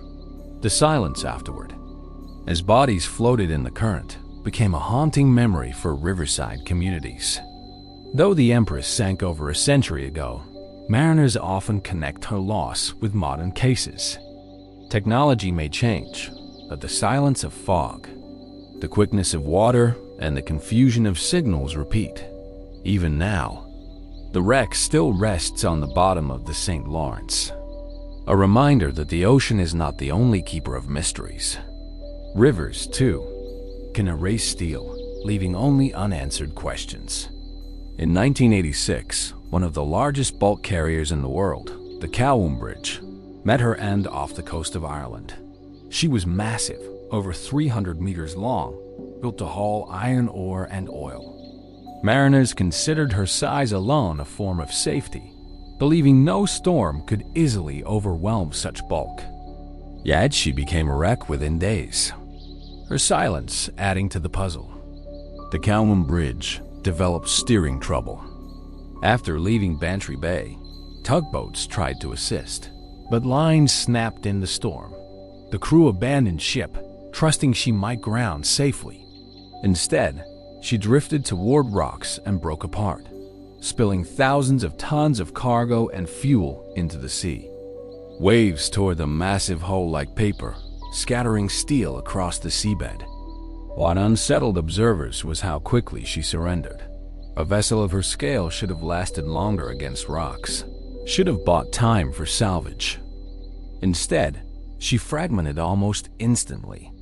Divers who later examined her remains spoke of fractures running through her hull as if weaknesses had been waiting unseen until tested. For Irish coastal communities, the wreck became a symbol of both human vulnerability and environmental cost. Oil slicks blackened bays. Fish stocks suffered, and for weeks, the smell of petroleum clung to the air. People remembered the silence after the storm. Just wreckage.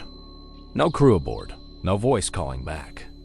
Mariners today recall the Cowan Bridge not only as an accident, but as a reminder that size is not invincibility. Even giants can fold quickly, and silence arrives faster than anyone expects. She lies now in broken pieces, a vast ship reduced to scattered memory, proving again that the sea does not measure safety by weight of steel. In September 2002, the Senegalese ferry Lula capsized off the coast of Gambia, killing more than 1,800 people. It is remembered as one of the worst maritime disasters of the modern era. And yet its cause still stirs debate and unease. The Lagula was meant to carry around 600 passengers. On that night, she held nearly 3 times that number. Families crowded decks, students filled corridors, and traders packed goods into spaces never meant for so much weight. Still, for many, she was a trusted link between communities, and boarding her felt ordinary. Winds built through the night, and seas grew rougher. Survivors later said the ferry began to list slowly, at first, barely noticeable. Then, the angle grew sharper, and water swept across the deck. Within minutes, she rolled completely, trapping almost everyone inside. Rescue did not come quickly. Villagers from nearby shores were among the first to pull survivors from the waves. By then, thousands had already vanished beneath the water. What unsettles observers still is not only the scale, but the suddenness. How could a vessel roll so fast with no distress calls sent in waters that were monitored and familiar? Investigators cited overloading and poor maintenance, pointing to the weakened stabilizers and engines that should have kept her upright. Yet many families refused to accept that explanation fully. They knew ships overloaded before had survived storms. Why did this one collapse so completely, so quickly, in conditions that did not seem catastrophic at the start?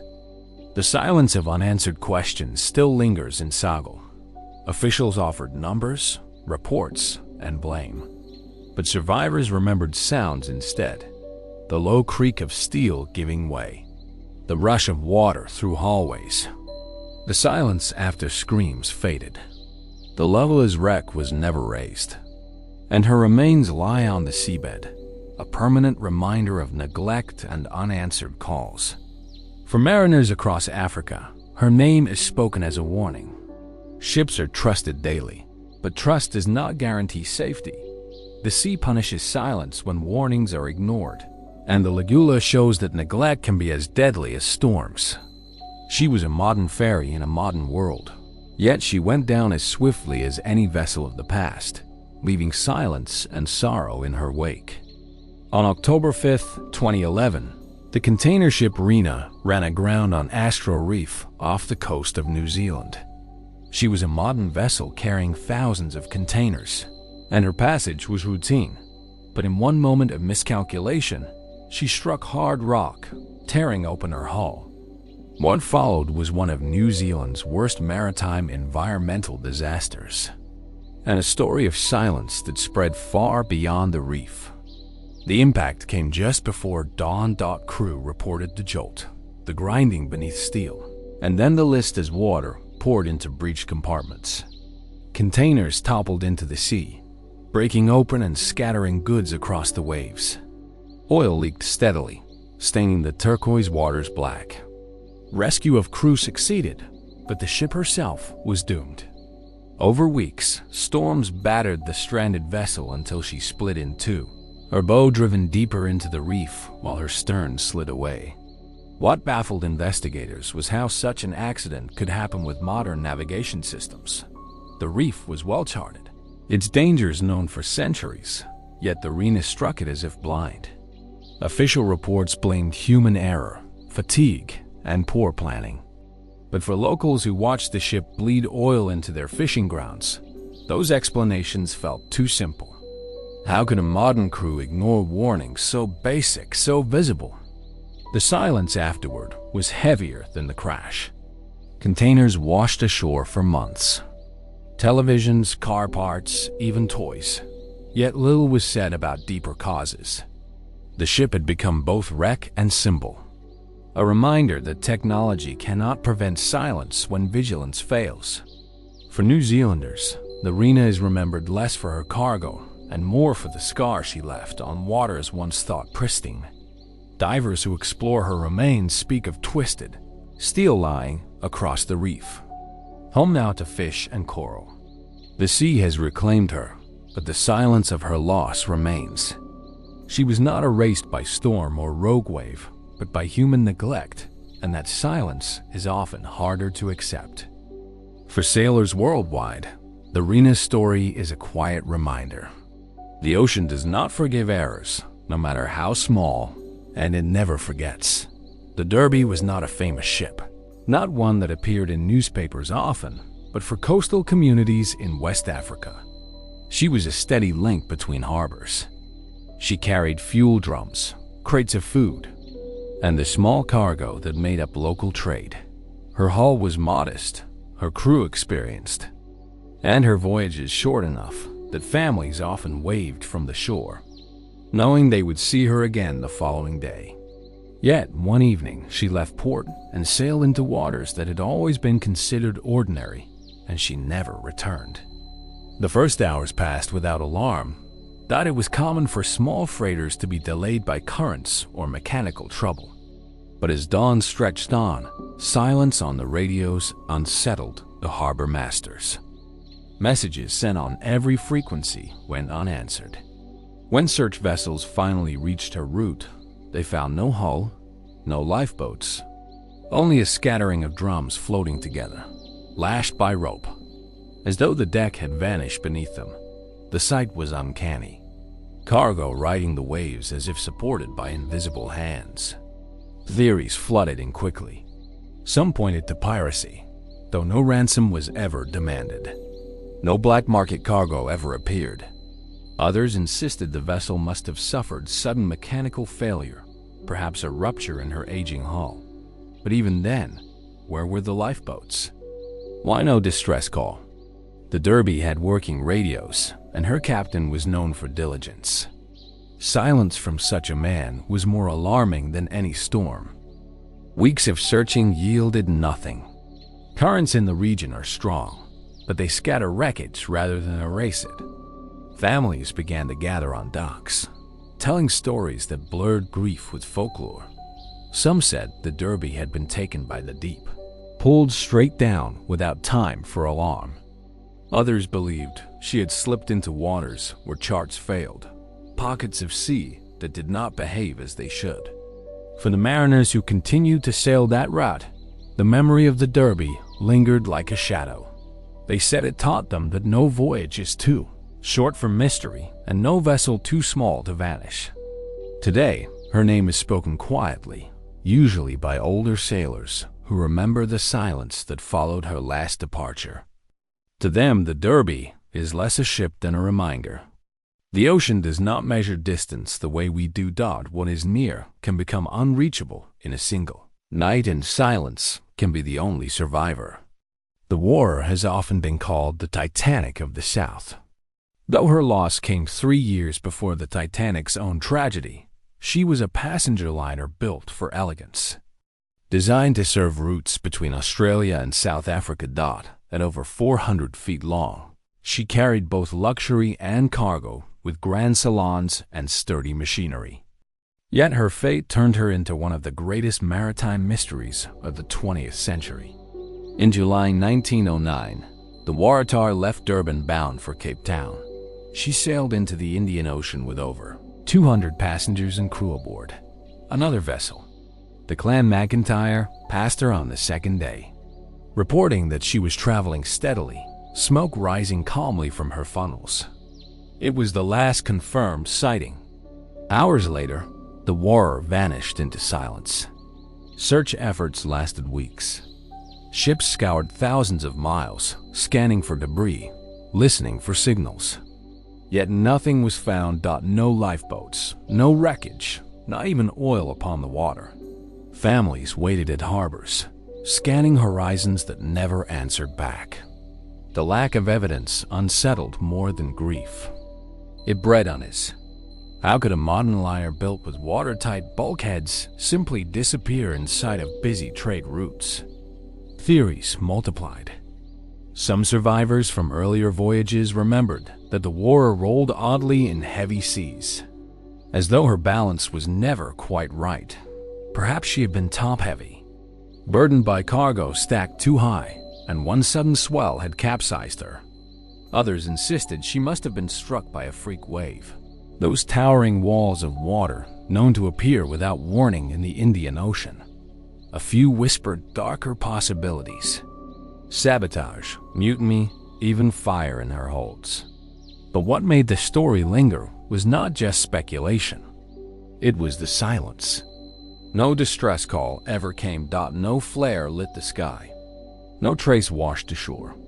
The ocean did not even return fragments of furniture or clothing. For South Africans and Australians alike, the Waratah became legend. Parents told children of the ship that vanished whole, warning them that the sea keeps secrets better than any grave. Even now, divers and researchers continue to seek her resting place. Expeditions have mapped the seafloor, convinced they would find her outline among the trenches. But each time the ocean has offered nothing. It is as though she stepped off the world entirely. For sailors who still cross that coast, the name Waratah is spoken quietly as both caution and prayer. She was a liner of her age, strong and steady. Yet she remains proof that no design, no luxury, and no reputation can prevent the silence of the sea when it chooses. The Luna was never a famous vessel, but for communities along the great rivers of South America, she was trusted. Her job was simple: fing farmers, traders, and their goods between towns, following currents that had carried traffic for centuries. She was broad and steady, built for river waters rather than ocean swells, and her crew knew every bend in the roop. That familiarity is what makes her disappearance so disturbing. On a warm morning, the Luna left port as usual. Radios crackled with position reports, each one routine, each one calm. At midday came another signal. The captain's voice steady but interrupted. Mid-sentence, static bled across the frequency. Operators on shore leaned closer, expecting the voice to return, but it never did. They tried again and again, calling into silence. The Luna had vanished. Search boats were dispatched upriver within hours. They expected wreckage or perhaps a grounded hull on a sandbank, but the river was wide and empty. For days, families lined the banks, hoping to see survivors, debris, anything that explained the broken call. What finally appeared were fragments. Wooden crates bobbing in eddies, a child's shoe wedged in reeds, splintered pieces of railing that looked too clean to have broken in violence. Weeks later, divers discovered the hull resting upright in the riverbed, half buried in silt. Cabins were sealed, doors shut. Inside, tables were still set, chairs neatly arranged and personal belongings untouched, as if passengers had simply stood up and walked away. No signs of fire, no flooding marks where they should have been. The Luna seemed not wrecked, but placed, lowered silently into the river. The official explanation blamed sudden capsizing, perhaps triggered by an unbalanced load or hidden needs. Current. Yet locals who knew the river shook their heads. The Lumakyuckles who knew the river shook their heads. If she had capsized violently, there would have been wreckage, bodies, lifeboats. Instead, everything was still. Witnesses from other boats insisted they had heard nothing that day. No cries, no crash of timber, no splash large enough to mark such a loss. Families began to speak of the Luna as a ship swallowed by silence itself. The story entered folklore, whispered on docks at night, of a ferry that slipped into another current beneath the visible one. Mariners avoided that stretch of river, not because they feared storms, but because they feared the kind of silence that erases a ship without sound. To this day, the Luna's name carries weight along river towns. The wreck remains, but it answers no questions. It is a husk without explanation, a reminder that silence can drown louder than water. She did not burn. She did not shatter. She did not fight.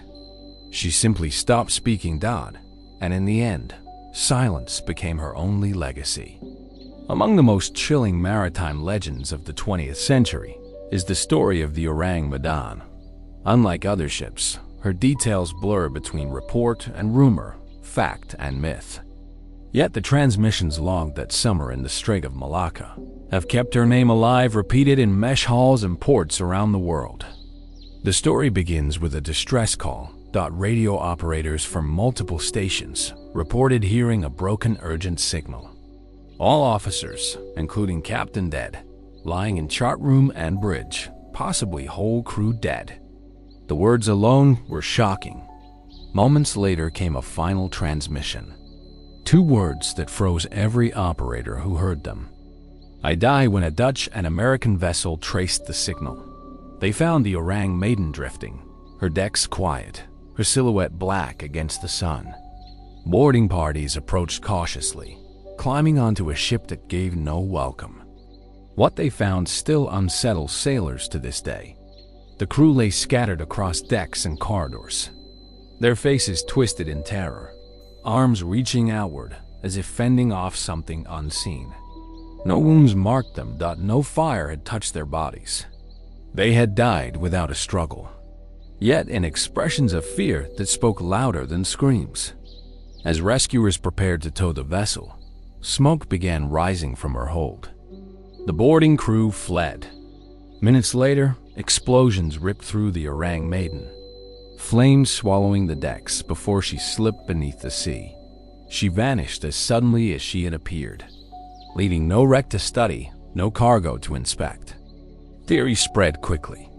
Some believed she carried chemical weapons, leaking poison that suffocated the crew. Others argued her cargo held hazardous materials improperly stored. Still others whispered of paranormal forces, of things that pressed too close to human understanding. But none could be proven because the ship herself was gone. What makes the Orang Maiden endure is the silence of her disappearance. There are no shipyard records, no registry documents, no official trail to prove she existed. And yet the logs of radio operators and the accounts of those who claim to see her drift remain. She hovers between fact and legend, an unsolved question written on water for sailors in Southeast Asia. Her name is spoken with caution. She's remembered not as tragedy, but as warning that some silences are heavier than death itself. When radios falter and strange signals break through static, crews sometimes joke. It's the maiden calling, but behind the humor lies unease. Because even legends carry truth in their persistence. The Orang Maiden is more than ghost story. She is the embodiment of silence at sea. Sudden, final, unexplained. And that silence, as every mariner knows, is the one thing the ocean never returns. The El Faro had been on many crossings, and her crew trusted her. And that trust was earned by years of steady service. She was not a new ship. And she was not perfect, but she had carried freight and lives across the Atlantic many times. And people depended on her. When she left port that October, the loading was routine.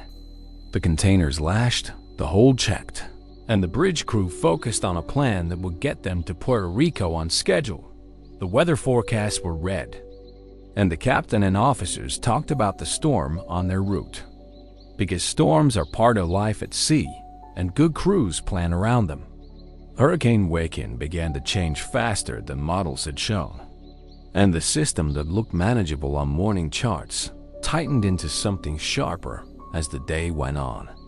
The El Faro adjusted course, and then another adjustment followed, and the crew noted engine loads and load balance and how the ship rode the seas. They checked lashings more than once, and they closed watertight doors when they could. And their discipline was the kind that saves lives. Even so, the ocean can produce a sequence of small failures that add up faster than anyone expects. A calm, clear voice on the bridge gave a routine report that day, and that transmission was the last clear voice the shore heard. It said, "Engine trouble and a plan to adjust." The tone was measured because there is training and because mariners use language to hold things steady when the water moves. And there was a gap, and the silence that followed was vast. Plans and voices both can stop in an instant, and that blank is harder to accept than a loud crash. Families ashore had no warning beyond that clipped report. And for them, the waiting that followed was full of questions that had no answer. When debris washed up and was found by other mariners, containers, loose gear, life floats, the signs changed to search from hope into something raw and technical. The U.S. Coast Guard and Navy launched searches and planes scoured the area. In time, sonar found the wreck nearly 3 miles down. The depth meant certain answers would be difficult. And what investigators recovered had to be read carefully.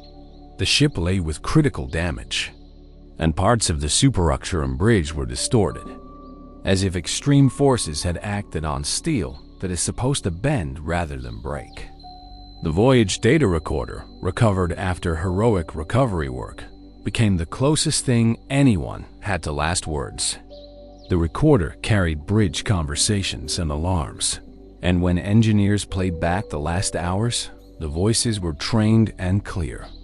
They spoke of flooding, of cargo shifting, and of engines resisting conditions they could not meet.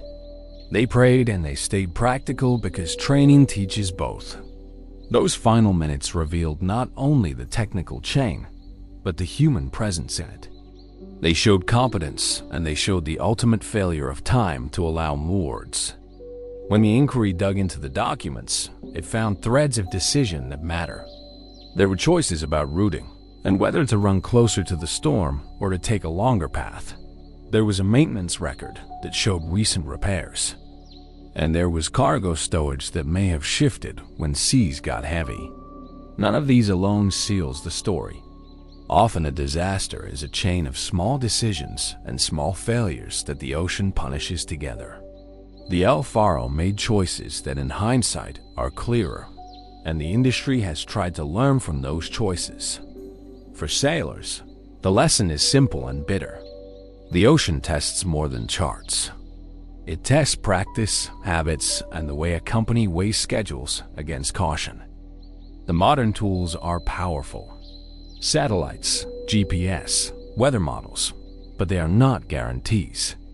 Steel rusts, gaskets fail, and in a storm, many things can move at once. When a ship loses power or when the hold takes on water, the warning time can vanish. That silence that followed the El Faro's last clear report is a reminder that safety requires both good machinery and a culture that refuses to rush a vulnerable ship into a storm. Families and colleagues turned the grief into action. The maritime industry examined procedures for cargo, securing, and for emergency preparedness. Regulatory bodies looked again at requirements for automatic, emergency beacons, and for the training of officers about storm avoidance. Shipping companies added redundancies, and they mandated new checks. The policy fixes are visible on paper, and in the way some ships now load differently. But real change also comes from habits on the bridge. The extra caution on a doubtful day, the second opinion on a routing call, and the refusal to push a timid when the weather grows hungry. The memory of the El Faro remains because it was modern, but it was not invulnerable. The recorder's voices are preserved, and they are reverent in a way that engineering reports cannot be. They remind those at sea to respect weather and to treat silence as a dangerous sign. They remind families that men and women on those decks had been trained and had tried. And they remind anyone who listens that the ocean still writes endings on its own terms, and that our only answer is to prepare with humility and to listen to the weather like it is speaking back. The Derbyshire was a ship built for work and made by an industry that prizes strength. And yet her disappearance showed how even the strongest steel belongs to the sea. She was a bulk carrier, a massive hull built to carry iron ore across long stretches of ocean. Her size was reassuring because large vessels have a different rhythm. They ride heavy seas with a kind of lumbering dignity, and crews who serve on them trust the design and the engineering that goes into them. That trust becomes part of the job because bulk carriers are the backbone of trade. When the Derbyshire failed to answer in late typhoon conditions, the initial reaction was disbelief. Experienced captains talk about weather and sometimes they accept it because they have faced it before, and sometimes conditions surprise them. The ship's last known position put her in a path of forcing seas. Yet the true cost remains the human cost. The children who trusted orders and waited as water rose are the hardest image to live with. The zoo showed that disasters can be not only mechanical but social. Small decisions about cargo, small habits about enforcement and cultural. Deference to authority can combine into a situation where silence and delay kill more than the water itself. Ferry's name lives in the way families now demand clearer rules and in-house sailors think about human behavior during emergency. The lesson of the Soul is practical and moral. It asks people to value courage over trust when seconds count, and it demands systems that back up individual judgment. It also demands that communities listen when young voices send their last words. The sea did not act with malice, it acted like water. But our response to water's indifference can be humane, and the zoo changed many practices, so that fewer lives are sacrificed to silence and to old routines. In September 2002, the Senegalese ferry La Isla became the stage of one of the deadliest maritime disasters in modern history. She was licensed to carry about 600 passengers. Yet when she left port that evening, officials estimate that more than 1,800 were aboard. Families crowded decks, traders stacked goods in narrow spaces, and students filled cabins, laughing and singing as the ferry pushed into the Atlantic. For many, she was the only connection between rural communities and the capital. As night deepened, wings grew and waves rose. At first, the role of the ship seemed ordinary, part of river meets ocean rhythm. Survivors would later recall that the tilt felt slow at first, almost unnoticed. Then, in minutes, the angle grew sharper. Cargo shifted. Water swept across decks and the Leula rolled onto her side. Passengers trapped. Inside cabins pounded at doors, while those on deck were thrown suddenly into the sea. The ferry capsized so quickly that distress calls never left her bridge. Entire families vanished, leaving behind only silence for loved ones waiting on shore. In the following days, villages along the coast were among the first to find survivors, pulling them from currents, clinging to planks of wood or overturned lifeboats. But by then, the toll was already unbearable. Investigations pointed to overloading and poor maintenance. Stabilizers had weakened, engines struggled, and cargo was stacked far beyond regulation. Yet, these answers did little to soften grief. Overloading was common, yet not every ferry toppled. Why had the legs surrendered so suddenly? Survivors swore that the vessel leaned unnaturally, as if pushed from beneath. Others noted the eerie absence of sound. The ferry did not groan or shudder, but simply slipped over, as though silence itself had pulled her down. For Senegal, the loss was more than tragedy. It became a national wound, a reminder of government neglect, of ignored warnings, of silence in places where vigilance should have stood. Families received no closure. No final messages, only the echo of unanswered questions. Today, the Leula rests on the seabed as a sealed tomb. Officials have declared her a maritime grave, untouched out of respect for the thousands she still holds. Yet her story is told again and again, not only in Senegal, but wherever ferries sail. She was modern enough, monitored enough, trusted enough, and yet she became a symbol of silence. How human error, compounded by neglect, can erase voices faster than the ocean itself. In November 1941, the Soviet hospital ship Armenia left Sevastopol during the Black Sea evacuations of World War II. She carried not only wounded soldiers, but thousands of civilians fleeing the advance of German forces. Records suggest as many as 7,000 people crammed onto a vessel designed for far fewer. Her white hull was painted with red crosses, symbols meant to shield her under the rules of war. Yet the sea does not always recognize symbols, and silence often falls where law fails. The Armenia sailed at dawn, escorted by 2 small patrol craft. Hours later, German aircraft struck. Bombs and torpedoes tore into her side. Survivors recalled one moment of calm sea, followed by an eruption of fire, screams, and chaos. Within minutes, the ship rolled and vanished beneath the Black Sea. Out of thousands aboard, fewer than 100 survived. For decades, her wreck lay undiscovered. Families lived with silence.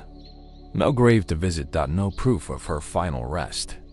Only in recent years did divers locate her remains twisted deep beneath the water.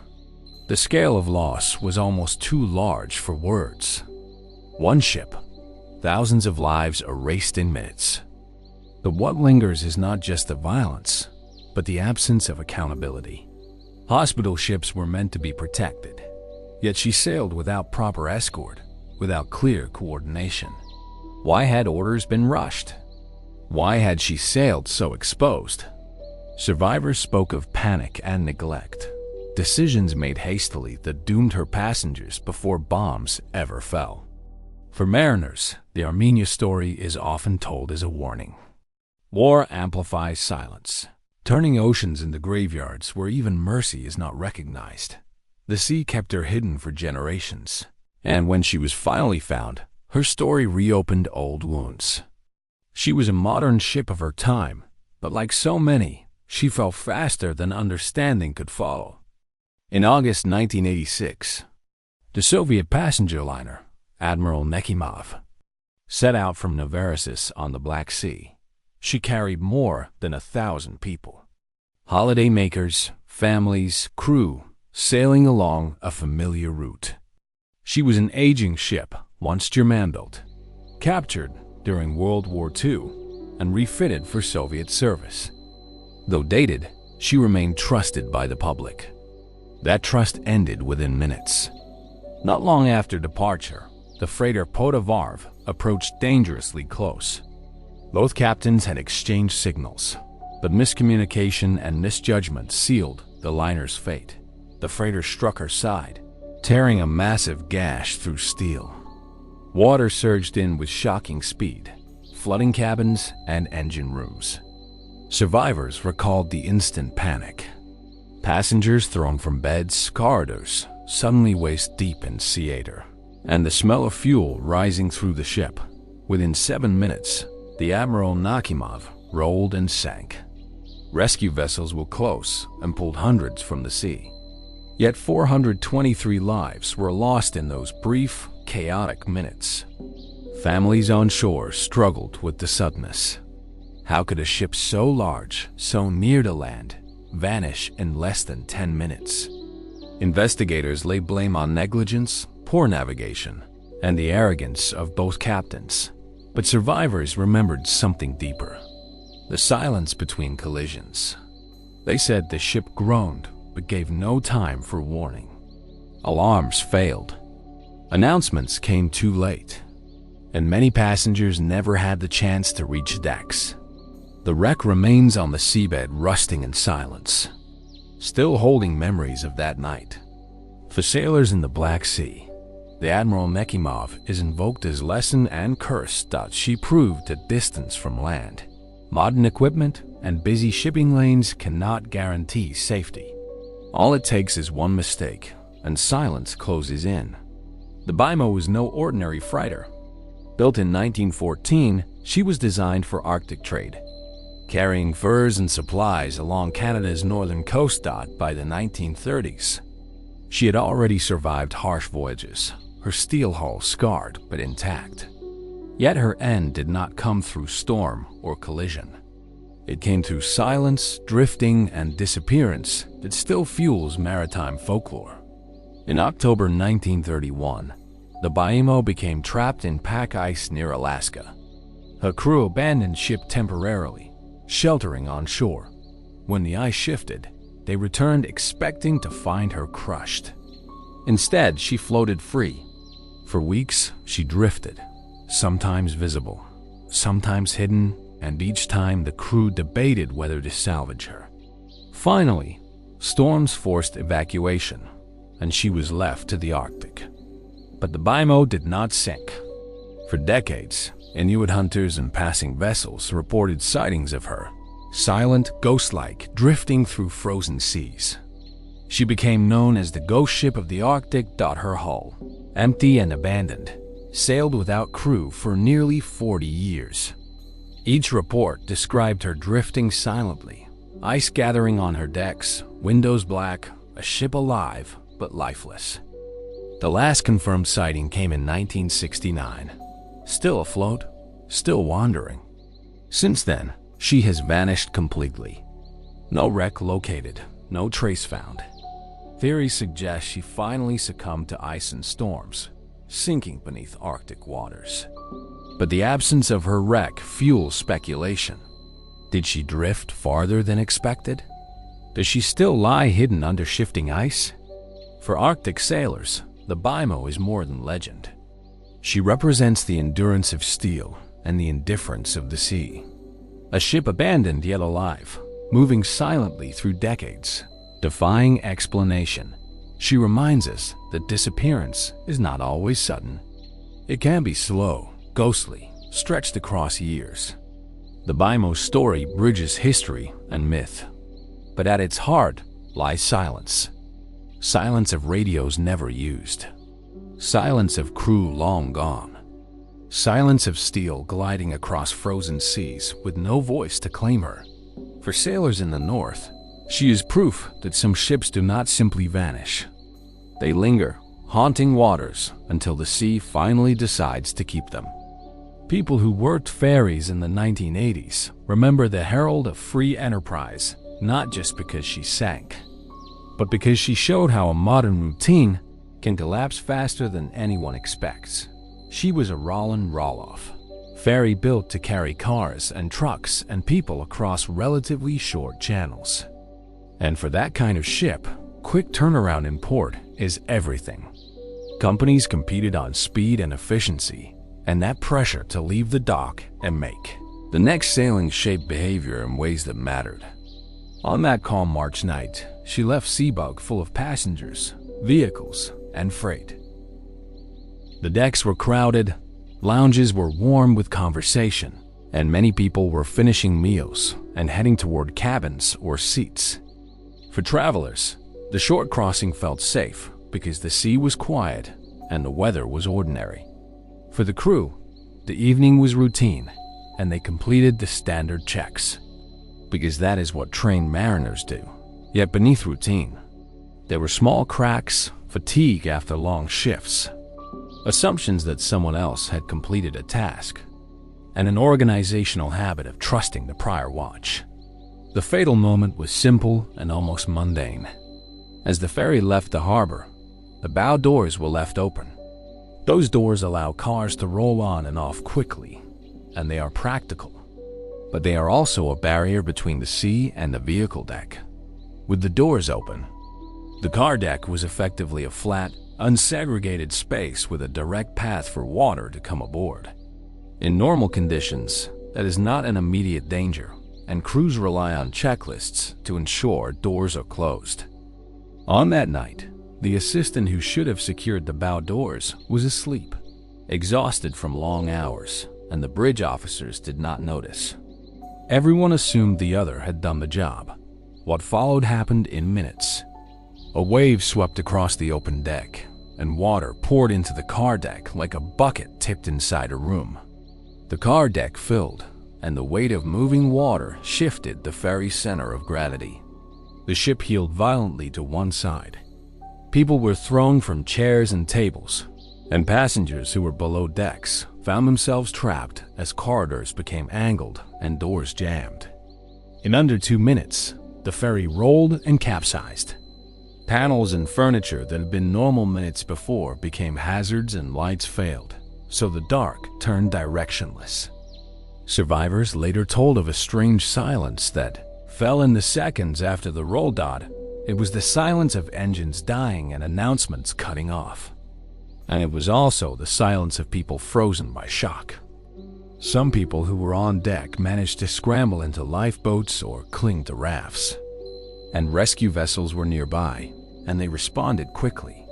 But many passengers were below, and the speed of the capsize left them no time to find exits or to move. When rescue boats arrived, they found overturned lifeboats and people in the water, and they pulled hundreds to safety, but 193 lives were lost. The inquiry that followed did not look for drama because there was none. It looked for human causes that are often quiet and systemic.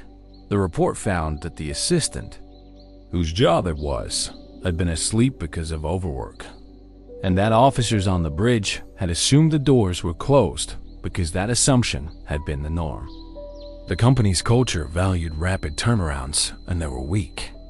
Enforcement and inadequate checks, emergency drills had been skimmed, and the management failed to see that small human errors can cascade into catastrophe. What made the Herald's sinking so shameful and so educational was the speed. A modern ferry sank in minutes without a storm and without fire. The silence that followed was not natural. It was manufactured from a chain of omissions. That idea haunted people, and it changed rules. International maritime safety conventions were strengthened. Roll and roll-off ferries had to adopt stricter checks for bow doors. Companies were forced to recognize that human fatigue is dangerous and that checklists must be enforced, not assumed. Life-saving equipment standards were revised and emergency procedures were made clearer. Beyond regulations, the Herald left a human imprint. Survivors described a quiet that was louder than panic because there was no time for organized action, and families were left with questions that no report could wholly answer. Communities along the route changed how passengers are briefed before travel. Crews adopted double checks and mandated calls before sailing. A ferry is a public space, and the public demanded safer habits.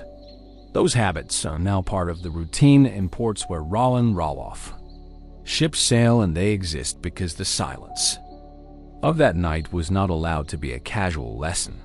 The Herald endures as proof that the sea does not need fury to punish neglect. It can accept a small human error and turn it into a final absence. That lesson is practical and stark. Secure doors, respect fatigue, enforce drills, and never assume that someone else has done the job.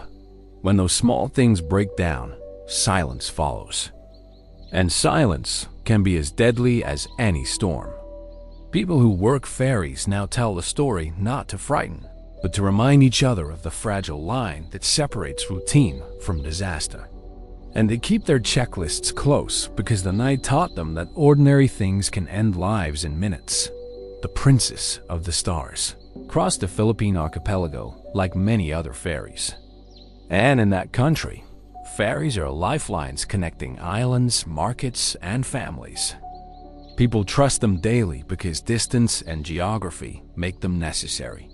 On the morning she sailed that June, she was full of weekend travelers, children, and cargo. The ship's outward appearance was normal enough, and many people boarded thinking of beaches and visits and not of danger. The weather forecast that day should have given pause. Typhoon Fengshen was an intensifying system, and warnings had been issued. Yet, the company believed the vessel could make the passage. There were economic pressures. The ferry schedule is a business, and delays can cost a company, and that pressure can rub away caution. In the Philippines, such decisions are common because islands rely on regular service, and crews often face difficult calls where safety and livelihood push in different directions. On the voyage, the wind built and the sea rose. Survivors later told of a groaning sound as the ship's engines worked harder and as cargo shifted in its lashings. The first tilt felt mired to many, and so they kept routine. They moved from lounge to cabin, and they trusted what the crew announced. But the tilt worsened as water began to move freely in spaces that should have stayed dry. Stairwells became walls and corridors, filled with water as doors failed to hold and as the center of gravity shifted. Evacuation became difficult because the angle of the ship made using lifeboats impossible. Lifeboat debits could not swing clear, and some lifeboats could not be lowered given the list. Passengers below decks were trapped as hallways sloped and doors jammed. Those on deck tried to move to higher rails and to cling to anything that floated. Rescue boats came, and fishermen from nearby islands plunged into the waves to pull survivors. But the numbers of people were too large, and the conditions were too severe. Hundreds disappeared beneath the water. What haunts families most is the image of cabins left intact. Divers later found people still wearing life jackets and food trays still on tables, as if midday had been interrupted. That stillness in enclosed spaces felt like a silence imposed externally, a calm scene frozen by sudden catastrophe. The images made headlines because they showed not only technical failure, but the human result of decisions that had been made before departure. Investigations pointed strongly to the decision to sail despite Typhoon warnings. The company was criticized for ignoring forecasts and for allowing departure under pressure. Officials blamed lax enforcement and a tolerance for risk in favor of schedules. But families and the public wanted more than blame.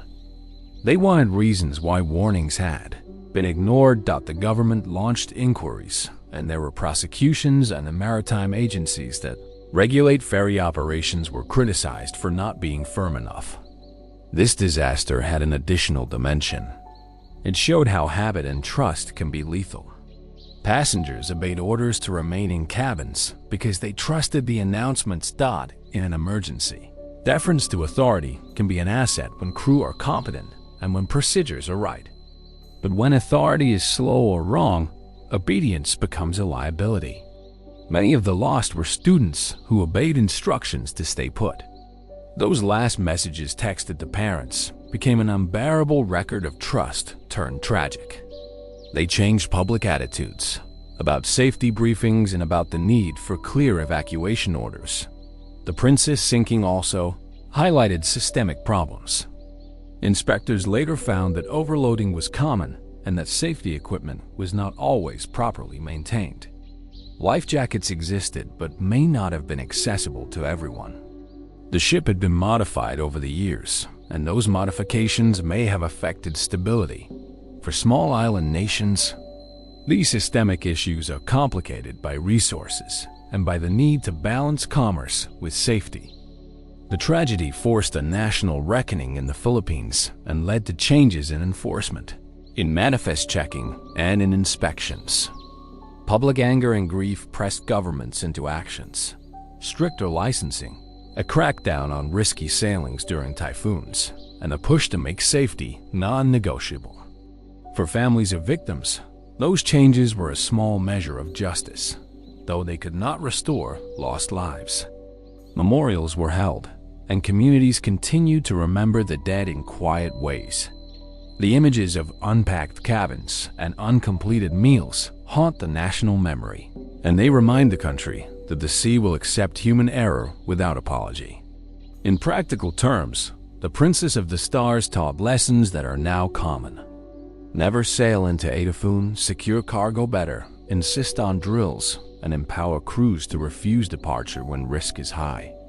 It changed how agencies and companies talk about safety, and it shaped cultural expectations about compliance and oversight. For every captain and deckhand who heard that story, it became a living rule. Treat warnings as real and act sooner rather than later. The silence that settled in the cabins of the Princess was not merely the absence of sound. It was the consequence of a chain of decisions, and the country reorganized itself partly to prevent that chain repeating.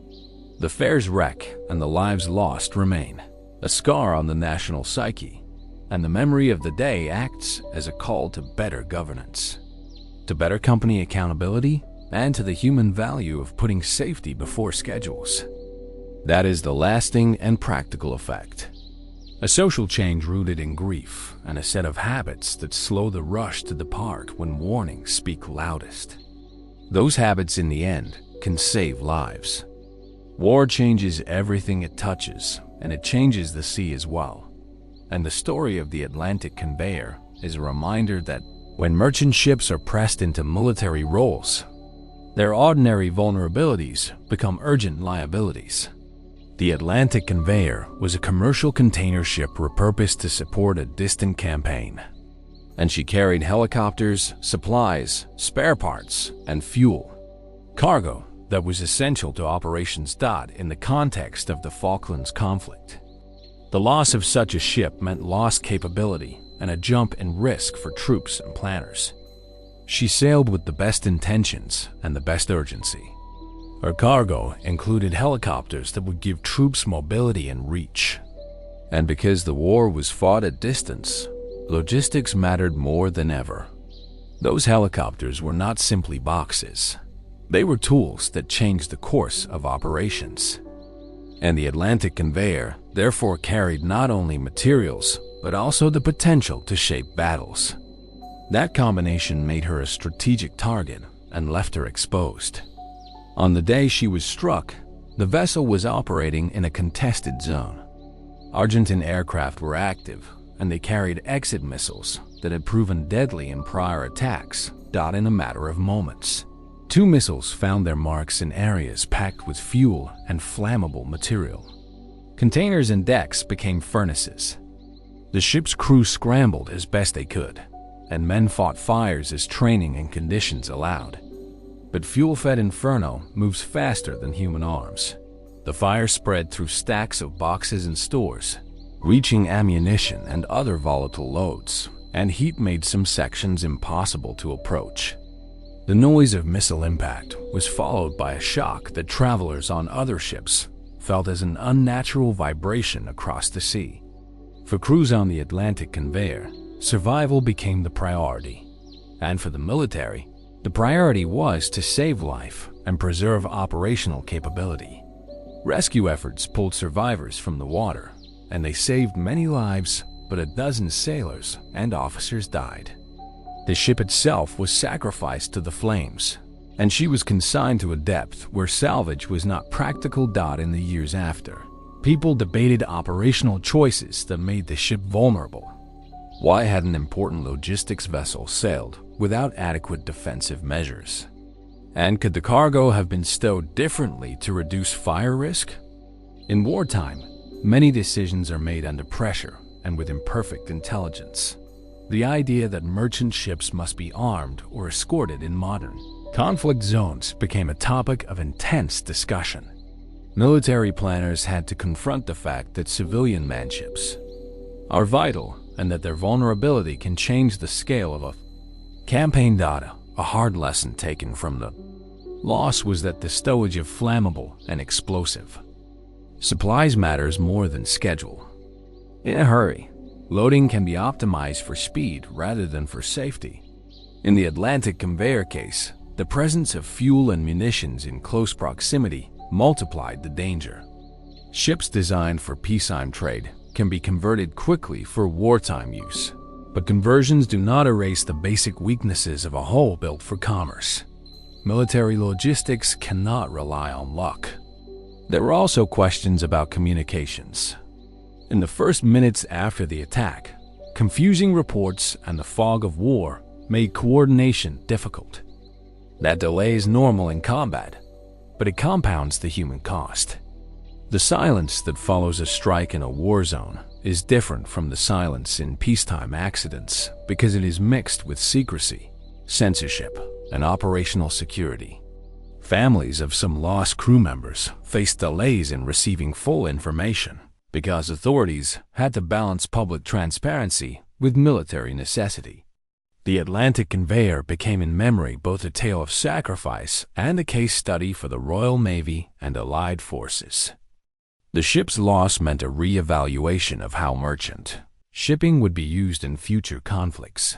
Procedures for defensive escorts, for the separation of volatile cargo, and for redundancy in airborne support were reconsidered. The disaster forced a practical recognition that commercial lines cannot be pressed into military service without major changes in how goods are carried and protected. Beyond the technical and strategic outcomes, the human story remains most visible. Men who were ordered aboard felt the pressure of being part of something larger than themselves and their families, had to live with the loss while a nation debated strategy. Memorials remember the names of those lost in communities. Still mark the date of sinking with quiet reflection. The ship's name reappears in accounts of the Falklands campaign and in studies of maritime logistics, and it acts as a cautionary marker in military doctrine. The Atlantic conveyor tells us that in war, civilian and military lines blur, and that the sea will not soften that blur. When merchantmen carry the tools of conflict, their risks change, and those risks can have outsized consequences. The loss urged planners to treat logistics with the seriousness of combat, and it made clear that silence after an attack is full of questions that must be answered by better planning and by the hard work of learning from loss. Some ships become famous for Their voyages and others drift into legend because they refuse to die on schedule. The Lubova began as a Soviet cruise liner built to take tourists into cold and distant seas. And for decades, she carried people and stories across Arctic routes. She was built with ice class needs in mind, and for years, she did reasonably well. Ships age though, and the combination of wear, market changes, and expense turns liners into liabilities. The Orlova's decline was gradual until it became sudden. By the early 2000s, she had been decommissioned and stripped down for sale. Companies bought and sold old vessels, and each new owner hoped for profit from scrap. In 2013, she was sold and put under tow for the long trip to a scrapyard where she would be dismantled and recycled. Those final voyages under tow are always risky because the towed hull has no motive power and depends on tugs and weather. Tow lines can snap under stress. And that is exactly what happened. While being towed across the North Atlantic, a severe storm hammered the towing setup and the tow line failed. The crew of the tugs tried to regain control, but the Orlova drifted free into older, deeper waters. Salvage teams raced to find and secure her, but sea and distance worked together. Waves and currents, and the sheer logistics of weather and shipping made salvage expensive and difficult. Attempts were made, and private companies and insurers debated the cost of recovery versus the loss to be accepted. In the end, the ship was declared derelict. What followed set the Orlova apart from many derelicted vessels. Reports and rumors of sightings began to appear. Fishermen claimed to see the silhouette of a great ship far off, and sometimes a dark shape would be seen in fog or along horizon lines where shipping lanes cross. Satellite images were ambiguous, and some sightings could not be verified. The image of an abandoned cruise liner, drifting like some Iron Age ghost, carried a peculiar human power. It was eerie, and it looked like a story the ocean writes when people leave ships to fate. A further detail complicated the tale.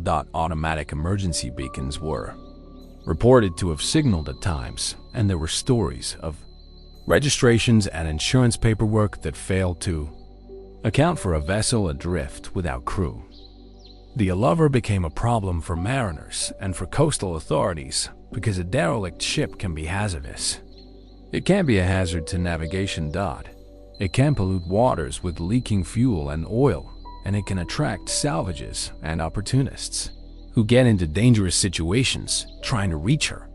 The tussles over responsibility for derelict vessels are legal and messy. The ship's status as a ghost ship fed public imagination. Bloggers and news sites circulated photos and claims, and an online law grew about rats, cannibalized crew, a grotesque rumor, and eerie sightings. Some turned it into a tourist myth, while others worried about environmental hazard.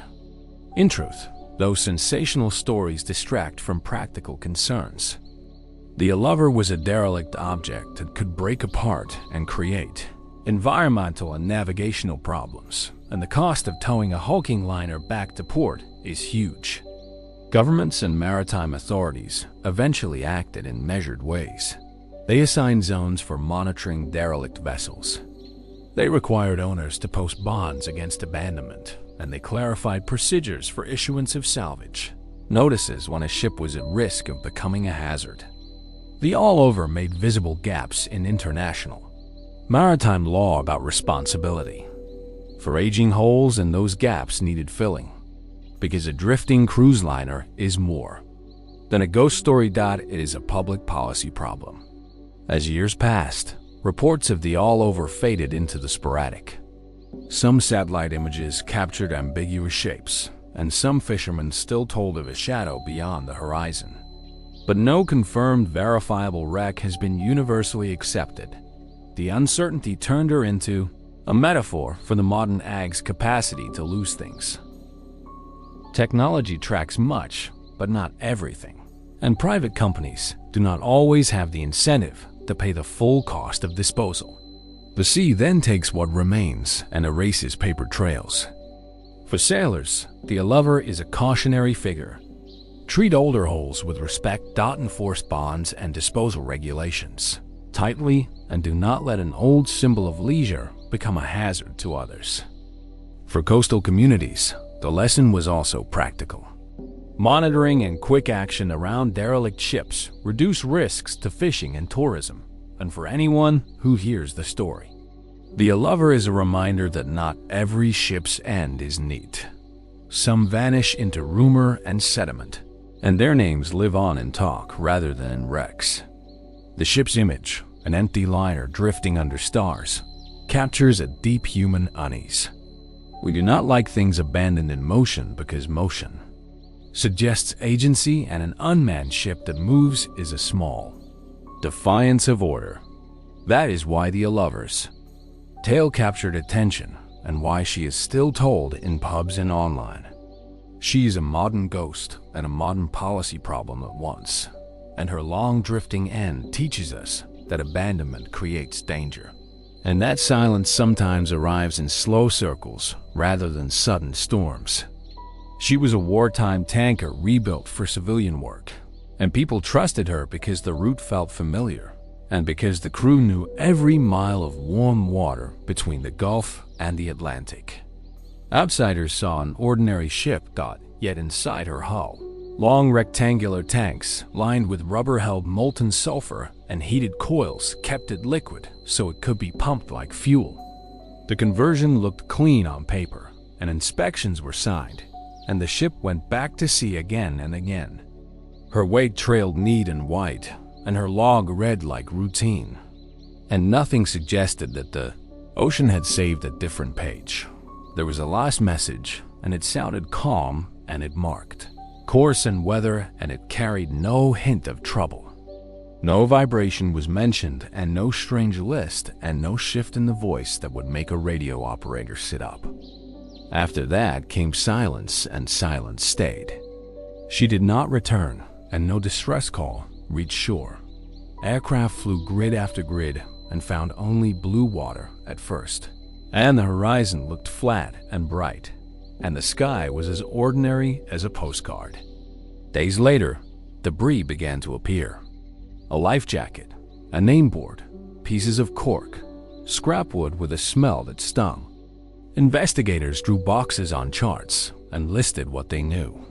The ship carried thousands of tons of molten sulfur kept just above, melting in heat plus cargo-made vapors that could eat rubber and slip through seams, and then seawater could rush into places no one could see. The conversion left bulkheads with awkward gaps, and long tank tops flexed in heavy weather before survey notes from earlier runs mentioned cracks, patches, and odd smells that clung to clothes. Men had spoken about the way the deck hummed underfoot when the coils were hot, and how the cargo sat like a quiet weight that never shifted until it did. There was talk about explosion, because sulfur dust can ignite, and molten cargo can flare if air finds it.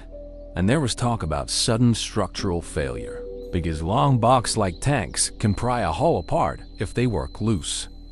Charts showed shallow ridges and deeper valleys below, and weather maps showed bands of squalls that turned wind without warning. And still none of this explained why no one called radio sit ready, and officers drill for Mayday, and night watchers keep headsets on. And yet the headsets heard nothing. Silence wrote itself into the log where words should have been. Families waited for facts while the file grew heavy with theories. The Coast Guard wrote that the conversion added hazards no one could measure cleanly, and that the ship may have broken, and that molten sulfur could have poured into the sea and cooled into strange yellow plates before slipping under. Divers never found the hull because the depth was beyond the gear of that time, and because currents drag steel into canyons and scatter it like leaves. The report used careful language, and it stopped where proof ended, and proof ended far above the bottom. One more detail stayed in memory. Small yet stubborn debris that came ashore carried a sharp smell, and some pieces showed burned so clean they looked cut, even though no flame had been seen from the air. Sailors argued over what fire leaves on timber when sulfur burns hot and starved of air. And they argued over what heat and sea, water due to rubber linings and gaskets. Those arguments never closed the space between silence and sight. The sea had returned scraps, and scraps do not explain. Today, when crews walk checklists before sailing with any cargo that changes state, they think of her dot. They think about heat and pressure, and how design choices stack risk even when every box is ticked. They think about quiet parts like gaskets and joints tucked behind frames, and long runs of steel that flex when waves march for hours from one direction. They think about radios because a ship can be full of voices one minute and empty the next dot, and sometimes the only record left is ordinary words followed by nothing. Her route is still busy, and ships still cross it in fair weather and foul, and the water looks as calm as it did on the morning she left. Sometimes the sea is white with chop, and sometimes it is glass, and neither surface tells what waits below. That is hard to explain ashore. A ship can be modern and crude by careful hands, and still be exposed to something no one sees. And when that thing arrives, it does not announce itself. It simply comes, and by the time you name it, you are already behind. Sailors pass over her likely grave without fanfare because there is nothing to see and there is nothing to mark. They read the set of the wind and the color of the water, and they keep engines at a steady beat. And perhaps when the watch changes, someone remembers that a tanker once vanished here and that her last word was ordinary. That is why her story holds. It is not spectacle that makes it endure. It is the plain tone of a final report, the easy words spoken into a headset, and the way silence arrived after them like weather. So her name lives on in training, briefings and in quiet talk between engineers who stand over, manifolds and in the way a deckhand checks a hose twice when heat is involved, and in the way a captain watches the barometer even when the sky looks honest. She is a lesson written. Simply do not assume conversion makes a hull into something it was never built to be, and do not assume silence is safety, and do not believe that modern means invulnerable. The ocean does not change its mind for paperwork. It remembers every scene. The poet left an American coast with grain in her holds and a small crew that knew routine by heart, and the weather that night felt workable. Radios logged a simple exchange, and the ship sailed east into the open Atlantic, and nothing in those first hours set her apart from 100 other freighters. She had steel that had crossed oceans for years, and she had engines that answered the telegraph with a steady note. And she had a captain who kept his voice even. Family slept at home and thought about return dates. Her last transmission sounded ordinary. It marked position and speed, and a plan to adjust for weather, and it carried no hurry. After that, the air went quiet. When the ship failed to report again, the search began, and aircraft flew long lines over empty water, and cutters pushed far into swells. And there was no oil sheen, and no drift, and no flare. The sea gave back nothing. A freighter had left one shore and never reached the next.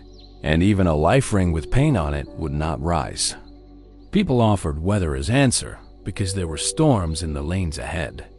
And people offered steel fatigue because time does that to ships.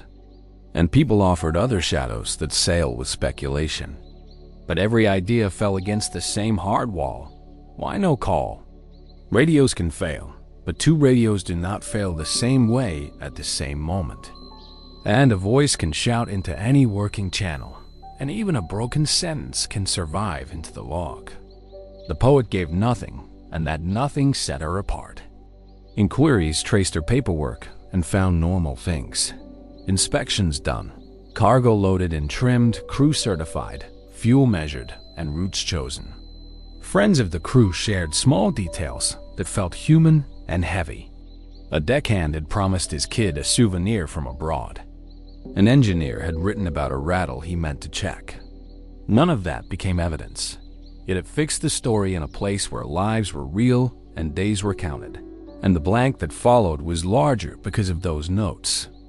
Sailors on other ships began to talk in mess rooms about moments when a hull feels different, and about swells that run across other swells and lift a bow in the wrong rhythm, and about cargo that settles in a way that makes a ship feel heavy without being heavy. They talked about how quick a freighter can go nose down if compartments open to one another, and how a single bad minute can erase a calm night. They spoke soft because there is superstition in every port, and because some stories are told with respect. The families held memorials without remains, and they stood together under flags and listened to soft words that could not fill the space where voices had been. The seed is that it takes the chance to say goodbye. It removes touch and replaces it with distance measured in miles and guesses. The poet became one of those names that live between a bulletin and a prayer. Crews still cross the same water, and they pass through nights that look just like that one, and they keep radios on and keep the habit of calling out quick, and they watch small changes and read the wind. The lesson is quiet. A ship can be strong and history can be long. Yet silence can still arrive without hurry and without sign. On charts, a line runs from the last fix into white and a caption says missing. And that is all the ocean gives. The Dervish's disappearance in 1980 was not only a story of steel and storm, but also of silence that leaves families without closure. She was the largest British bulk carrier ever built, and when she sailed into the path of Typhoon Orchid south of Japan, she was expected to endure. Her class had been designed for strength. Her holds were reinforced and her crew was experienced. Yet the ocean reminded everyone that strength is not permanence. When she failed to arrive, aircraft and ships were dispatched. Nothing was found at first, not even floating debris. It was as though she had been erased in one motion. Later, lifeboats and fragments surfaced, battered, but offering no explanation. The families of the 44 crew demanded answers, and for years, none came. Inquiries cited heavy weather, but such storms had been survived before. Decades later, the wreck was located more than 4,000 meters down. Scattered across the seabed, investigators discovered her hatch covers had likely failed under pounding seas, allowing tons of water to flood her holds. With the weight of ore already pressing against bulkheads, the flood may have dragged her bow down so quickly that not even a radio call escaped. The way her hull was torn suggested she was overwhelmed in minutes, not hours. What unsettled many was the idea that silence had been her only defense. The crew may have realized what was happening, yet had no time to act. Radios remained silent, alarms unsounded. Even in her last moments, the Derbyshire left no witness. Her loss changed shipping laws, forcing improvements in hatch strength and inspection regimes. But for mariners, the memory remains heavier. She was not an old ship, nor poorly managed. She was modern, trusted, and still she failed faster than anyone believed possible. The silence of her end is now part of her story, retold as warning. When the ocean chooses, there is no time for words. Among maritime tales, none unsettles sailors more than that of the Orang Maiden. In the late 1940s, ships in the Strait of Malacca received a chilling radio call. All officers, including captain, dead, lying in chart room and bridge. Possibly whole crew dead. Heck day. After a pause, another message followed. I die. Coordinates were unclear, but vessels rushed to search. They found her drifting, silent.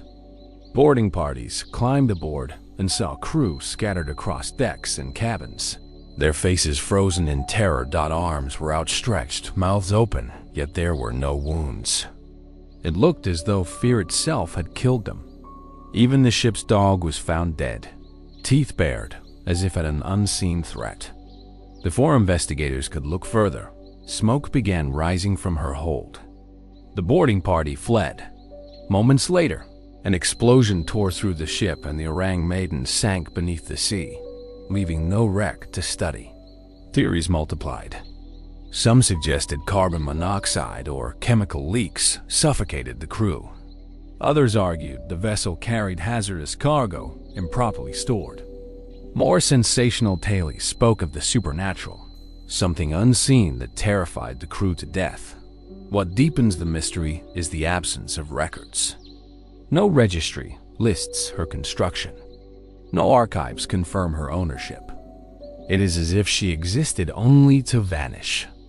For sailors in Southeast Asia, her story endures because it embodies the sea's ability to silence without reason. She is remembered not as a confirmed fact, but as a possibility too strange to dismiss. Crew still joke nervously when radios crackle with static. It's the maiden calling, but beneath the humor is unease. The Orang Maiden may be legend, yet her silence is real enough. She teaches that not every mystery leaves evidence, and not every wreck can be found. Sometimes, the ocean holds a story so tightly that only echoes remain. In January 1906, the passenger steamer Valencia struck a reef off the coast of Vancouver Island. Though over a century has passed, her story still feels modern because the silence of her end has lingered in Canadian memory. She was sailing from San Francisco to Seattle when foul weather forced her north. Blinded by rain and fog, she veered off course and struck rock in the night. Passengers scrambled to decks as waves tore through her hull. Lifeboats were lowered but overturned in the surf.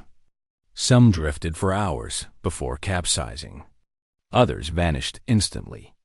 The ship remained trapped against the reef for days, battered but visible. Families ashore could see her from cliffs, powerless as storms prevented rescue. Survivors later spoke of hearing cries through the wind until silence fell. Searchers eventually found lifeboats washed far north, intact but empty. One was discovered decades later, still afloat in a sea cave, its wood preserved. It raised questions. How did these lifeboats travel so far with no bodies, no signs of struggle? Why did so many vanish in sight of shore? The Valencia became a symbol of silence in Canada's maritime law. Mariners call her the ship that waits, because some say they still see her outline in storms, a ghost pressed against cliffs. She is remembered not just for loss, but for the unanswered questions she left. Why did so few survive when land was so close? Why did silence spread across the waves while people watched helpless from shore? Among coastal traders in Japan during the post-war years, one story was spoken more softly than others. The loss of the Dukumaru. She was a modest cargo vessel built to connect small ports with larger hubs. In the early 1950s, she left with rice, textiles, and passengers who paid small fares for passage between islands. The night was calm. The crew relaxed, and the voyage was expected to be uneventful. She was last sighted passing a headland, her navigation light steady. Hours later, silence replaced her. When she failed to arrive, search parties fanned out, expecting mechanical breakdown.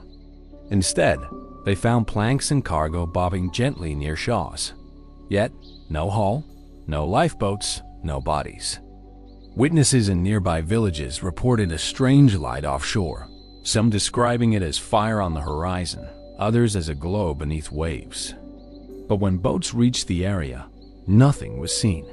Divers searched later, but currents had shifted and no wreck was ever located. What haunts the story is not only the disappearance, but the ordinariness of her route. The Dukumaru sailed waters dense with fishing traffic and naval patrols. Yet she managed to vanish completely. Families clung to rumors, piracy, volcanic disturbance, even military testing zones. None were proven. To this day, her fate is a local legend. For sailors who cross those straits, her name is muttered before night watch begins. The Dokumaru reminds them that even the most ordinary voyages can end in silence, leaving only floating rice sacks and half-heard stories to carry forward. The MV Bikoa was a ferry that ran routine routes across Lake Victoria, and for many communities, she was more than transport. She was a thread between markets, schools, and families, and people trusted her timetable without question.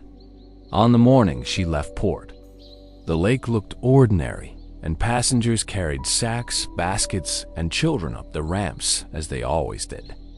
The crew checked the lines and the radios, the manifest filled with names, and there was nothing to suggest the ordinary would not continue. When the boba failed to arrive, concern grew quickly into dread because crossings are predictable and radios are meant to carry warnings. Search launches pushed into the route and planes circled in lines, and at first, the lake returned only wind and white caps. Then small things began to wash ashore. Wooden planks, a life jacket, a woven basket, each piece ordinary, but placed now in a sea where a ship used to be. The sight of familiar items afloat made grief concrete, and people gathered on beaches, watching simple things bob, as if asking why. Official inquiries pointed to overcrowding and maintenance problems. The Bakoba had been repaired many times, and her stability was compromised by cargo stacked on her open deck, and that practical fact could not be ignored. Still, those answers did not remove the hardest truth. The radio stayed silent when families expected a call. A captain trained to speak during trouble did not break the pattern, and that silence cut deeper than any storm ever could. Survivors who managed to reach shore on Flotsam told similar things. The roll came suddenly, enough to toss people into the water before orderly evacuation could begin. And the ship heeled faster than anyone thought possible. Some remembered a low groan through the hull, right? Before water swept decks. A sound like steel under strain, and then hush. They spoke of people calling each other across waves. Voices small against the lake's vastness. And the strange quiet that followed when the ferry tipped and time seemed to bend. Communities looked for answers in logs and reports. And those papers offered phrases like stability issues and cargo shift. And then reforms followed. Stricter manifests, tougher inspections, and improved life-saving gear. Yet regulations cannot stitch over memory dotted markets and in small churches. People still tell how the lake returned pieces of home without the people who made them whole. And that story keeps the Bobra alive differently than any official file can. For sailors, engineers, and captains who cross inland seas, the BCOA became a warning practiced in briefings. Check limits, secure cargo, and never assume silence equals safety. For those who lost family, the warning is personal because a ship that should have been ordinary became the place where quiet began. When the watch changes on a moonlit crossing, a deckhand sometimes pauses at the rail to look toward the old route, remembering that the quietest failures are the ones you cannot hear coming. The SS Princess Victoria crossed the North Channel for years, trusted by travelers between Northern Ireland and Scotland, and her crossings were part of routine life for communities on both shores. She carried cars, goods, and passengers, and crews who sailed her knew the channel's moods. On one March night, the sea turned impatient, and the ferry's fate changed in ways that feel both modern and ancient, because the silence after the loss was as striking as the disaster itself. She left port on schedule and weather. Reports suggested manageable seas, though the channel can twist a forecast into danger. As night fell, wind rose, and the ferry's bow took heavy seas, and passengers below chatted in lounges, while crew checked lines on deck. The vessel's design included wide-open vehicle decks, which are practical but vulnerable if water gets aboard. A single wave or a sudden series of waves can sweep those decks and change the ship's center of gravity in moments. Witnesses described a sudden onrush of water across the vehicle deck, and within minutes, the ferry listed badly. Crew efforts to launch lifeboats were hampered by angle and wind, and some davits would not swing clear. Radios registered interference, and later a final fragmented call that cut off mid-phrase. Rescue vessels rushed toward the last known position, and yet by dawn the sea had given back only floating debris and a few survivors clinging to wreckage. That lack of signal, that broken transmission, became the detail people could not let go. Investigations focused on row vulnerability and the perils of free surface effect when water slushes across large internal spaces. Regulations tightened for FIs after the disaster. Better sealing of doors, stricter loading checks, and clearer weather-go-no-go rules. But those rulings were only part of the answer. Families remembered the pause between radio words more than technical changes.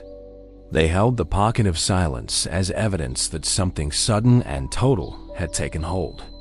Communities on both sides of the channel still observe the night quietly, and mariners who travel those waters speak of the Princess Victoria in tones that mix respect and caution. Captains brief crews more strictly now, and passengers are warned to watch decks and obey orders immediately, because seconds matter when water finds a way in. On anniversaries, families stand at the shore and look to where the ferry crossed, listening for a voice that did not come. The ferry's loss is taught in training, and it changed procedures in ports. Yet, when sailors speak of that night, they use words less about paperwork and more about silence. The odd cut of the radio, the effort to call louder that did not reach anyone, the way the blackout of sound swelled where a ship had been.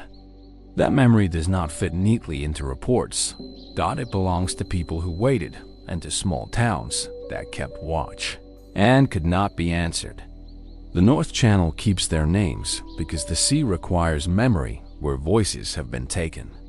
The Arian had always been one of those ships that seemed to belong to the shoreline.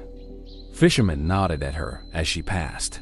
Children waved at the painted bow, and the crew who manned her came from families who kept tied schedules like calendars.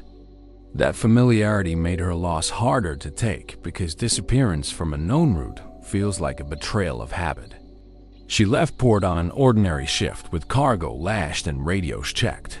Mid-voyage, a brief message marked position and speed, and afterward, the channel fell oddly quiet. Initial thoughts were simple. Interference, a faulty transmitter, a delay. But when the Eerie failed to answer successive calls, alarm turned the ordinary into something that had to be chased. Search boats and aircraft drew grids across the surface and found only fragments. A woven basket, a child's shoe, a crate lid with a company logo. Nothing large enough to explain such a sudden ending appeared. Lifeboats were absent. Any oil sheen was thin and scattered. The sea did not offer a hull in pieces to settle the questions. Families on shore moved from hope to the slow territory of grief without the consolation of bodies to bury or words to remember. Investigators examined logs and maintenance notes, and they lingered on a detail, a deferred hydraulic repair recorded during the last port call. On its own, that detail would have rested in a stack of paperwork. But the ship's manifest showed pallets stacked high on upper decks, and technicians asked whether a small leak combined with cargo shift could start a cascade. Mariners call it the free surface effect. Water, where it should not be, can move the center of gravity until a ship tilts and cannot recover. Small routine failures sometimes compound in ways charts and checklists do not capture. Official letters used careful language, probable capsize, insufficient time for Mayday, and those words tried to hold a hole where names had been. In taverns and at piers, port gossip offered different patterns. Cargo shift, mechanical collapse, or a current the charts miss. None provided the comfort of a clear ending. Salvage teams ran sonar and found a dark shape. Divers filmed a listing hull, not shattered, but bowed inward in places as if pressure had folded ribs toward the center. The final report described a chain, deferred maintenance, unsecured cargo, an ingress point at a hatch that had been sealed poorly. The explanation had the calm of diagrams, but it did not close the margin of silence left behind. For the people who worked the docks, the lesson was immediate and practical. Captains who once trusted routine checked bolts twice and hatches thrice. Crews tightened lashings and refused last-minute loading. Arian's name lived on not only his memory, but his behavior. The smallest checks repeated daily, a kind of ritual that honors those who never came back. The sea keeps its reasons private, but those who remain learn to speak louder into the quiet. When watchstanders hear a clipped word on the radio now, they answer with more insistence. When a manifest looks crowded, they refuse to let it pass unchallenged. The ritual of care became the living margin against silence. The Aegis was a modern research vessel designed to map currents and study fish stocks, and her systems reported in tidy packets that scientists liked. She worked the edge of the continental shelf, where upwellings changed temperature and where fishermen paid to know the tides. On one cruise, she carried instruments, a small crew of technicians, and a few visiting scientists. They set out under calm skies. Instruments warmed and the mood focused on data, not drama. Midweek, a status update marked the ship as steady, and those ashore filed the reading into folders. Hours later, colleagues tried to radio the Aegis and received only static and a single clipped syllable, as if someone had been interrupted. That interruption was minor in form, one syllable, one cut.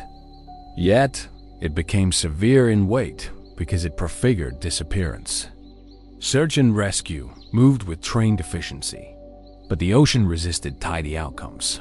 Debris collected into the standard catalog. An instrument float, a torn tarpaulin, a waterproof logbook bearing smudges. But no names, no tender, no orange lifeboats. No continuous oil sheen. That lack was odd. Research vessels of that class carry redundant signals and emergency beacons that almost always transmit a location. Without those signals, the question hung heavier than any theory. Engineers inspected maintenance files and noted transient spikes in power during the evening watch. Power faults can cut communications abruptly. Yet vessels have backups. Officially, a cascade of failures was proposed. Electrical fault, rapid flooding of a forward compartment, possible shift of onboard loads. Colleagues who had sailed with the Aegis remembered small human details. The captain's tea at 4, the deckhand's battered toolbox, the way the ship hummed when instruments cycled. They kept those memories like a small resistance to erasure. Underwater teams mapped the seafloor and dived on a promising echo. The hull lay on a trench slope, largely intact with marine growth. There were no signs of catastrophic explosion. Divers speculated about an unnoticed maintenance port left open or a sudden ingress, where sea found a path through a weakened seam. The buildup could have been slow, a trickle, then a tilt. Yet, how to explain no mayday? The absence of the beacon firing became as much a mystery as the hull itself. Committees convened and recommended stronger redundancy, mandatory automatic beacons that broadcast independent of crew action and immediate distress protocols, prioritizing broadcast over troubleshooting. For scientists, the loss was both professional and personal. Data streams were cut off, and so were human lives. In labs and taverns, the same questions circulated. Had the water done something clever, or had human systems let silence claim a voice? When other research ships pass the site, they do so with quiet ritual. Instrument racks are doublet checked, and radio drills run with higher intensity. The legacy is technical and human. Protocols became habits, and habit is a spoken liturgy against the hush. People learn that the ocean keeps answers too tightly, and that sometimes the only counter is redundancy and the refusal to stay silent. The Coral Seeker was a small exploration trawler that skimmed reefs, mapping habitat and recording growth. And she depended on careful planning and local seamanship. On a late-season trip, with the ocean glossy and gull circling, The Seeker's last radio check announced steady position and a plan for a new survey patch. Shortly thereafter, a scratchy burst came through the main channel. A single phrase lost to static. Shore stations called back and received nothing. Search bores combed the area, and beachcombers later found a few survey markers and a torn console panel. When divers reached the reef, they found the hull lodged against a steep drop-off, not shattered, but pressed into a pocket of slope. Inside, signs suggested hurried movement. Coffee cups tipped, charts scattered, a pair of gloves beside a pen frozen mid-stroke, and a camera mounted to the forward rail that recorded ordinary reef images, and one final horizon shot at a strange angle. Technicians debated whether an uncharted current had pulled the stern into a pocket and arrested the vessel in a tilted posture, or whether a sudden internal event, an electrical fire, or unexpected ballast failure had disabled radios and forced frantic action. Neither theory fit cleanly. A fire would leave charring. The hole showed none. An uncharted current clashed with recent survey data. The human detail deepened the mystery. The Seeker's crew were local divers and scientists with reef knowledge. They took care with navigation and had protocols for emergencies. Survivors found washed ashore, told of the tilt coming fast enough to throw people, yet without time to launch the emergency beacon. The absence of typical frantic recordings, yelled maydays, panicked instructions made the day's end feel unnatural, as if whatever happened did so with a hush. Small boat regulations soon shifted. Authorities required redundancy for emergency beacons on research craft and insisted on periodic checks, even for minor vessels. Seafarers argued that no instrument can replace attentive watch and instructors, re-emphasized lookouts over automated reliance. The Seeker story taught a generation to turn small warnings into rehearsed alarms. Odd knocks, unexpected water smells, a change in engine tone, and now rehearsed steps rather than dismissible details. Years after the loss, students studied the offshore footage and the Seeker's instruments, trying to reconstruct minutes with the rigor of science and the patience of grief. The reef keeps growing indifferent, and the place where the Seeker slipped holds both mapped contours and an oral map in which divers point and say, "Be careful here." The lesson folded into local practice. Small boats carry big responsibilities, and silence can be the loudest signal that something is wrong. Calliope was a survey vessel fitted with sonar arrays to map seabed contours and subca cables. And her work was solitary, precision-driven, respectful of the dull. Repetitive music of pings returning from the deep. One evening, a routine ping was followed by a voice that cut short. A breath of static, and then nothing. The Home Office tried the main channel and the emergency frequency. No reply came. Nearby ships altered course, and the first echoes on sonar led divers to find the column bellied into soft mud on a slope. Hull largely intact but partially submerged. Deck footage suggested immediate action had been attempted. David its bore recent wear. A hatch partially closed, then reopened. Ropes coiled and scattered as if a tow had been made and then abandoned. Engineers' logs recorded minor faults, but nothing catastrophic. Scientists speculated about localized physical phenomena. Methane seeps that lower water density and change buoyancy. Sudden upward plumes that scatter sonar and can in theory alter hull lift. If a bloom of gas passes beneath a ship, the water's ability to support the hull changes briefly and unpredictably. The idea resonated with researchers because it rooted mystery in oceanography. Yet, it required confirmatory signs on the seabed that were only partial. Other investigators considered human sequences. A fouled tow line that pulled the ship into an awkward angle. A maintenance valve left ajar that allowed ballast in. Or electrical faults that cut the beacon and left the vessel silent. Each hypothesis required a piece of evidence that was partly present and partly missing. The absence of an emergency beacon signal was a sore point. Calliope had redundant beacons. If they had failed, why and how? The gaps multiplied the unease. Workshops convened, and the industry responded with a mixture of engineering fixes and cultural change. Automatic beacon triggers were refined to broadcast even if bridge action failed. Crews revised emergency doctrine. Immediate broadcast first, troubleshooting second. Families set quiet buoys where the survey lines had trailed and put names on small plaques. The sea's hush had become a public ritual.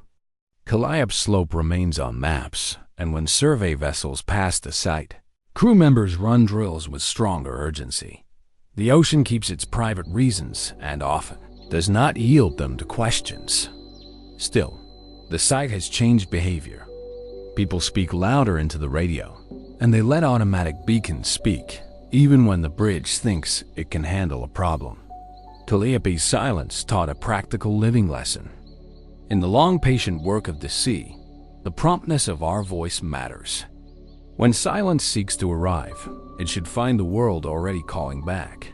The Midnight Plimsoll was a short sea cargo ship, modest in size and trusted by crews who knew the coasts like the backs of their hands.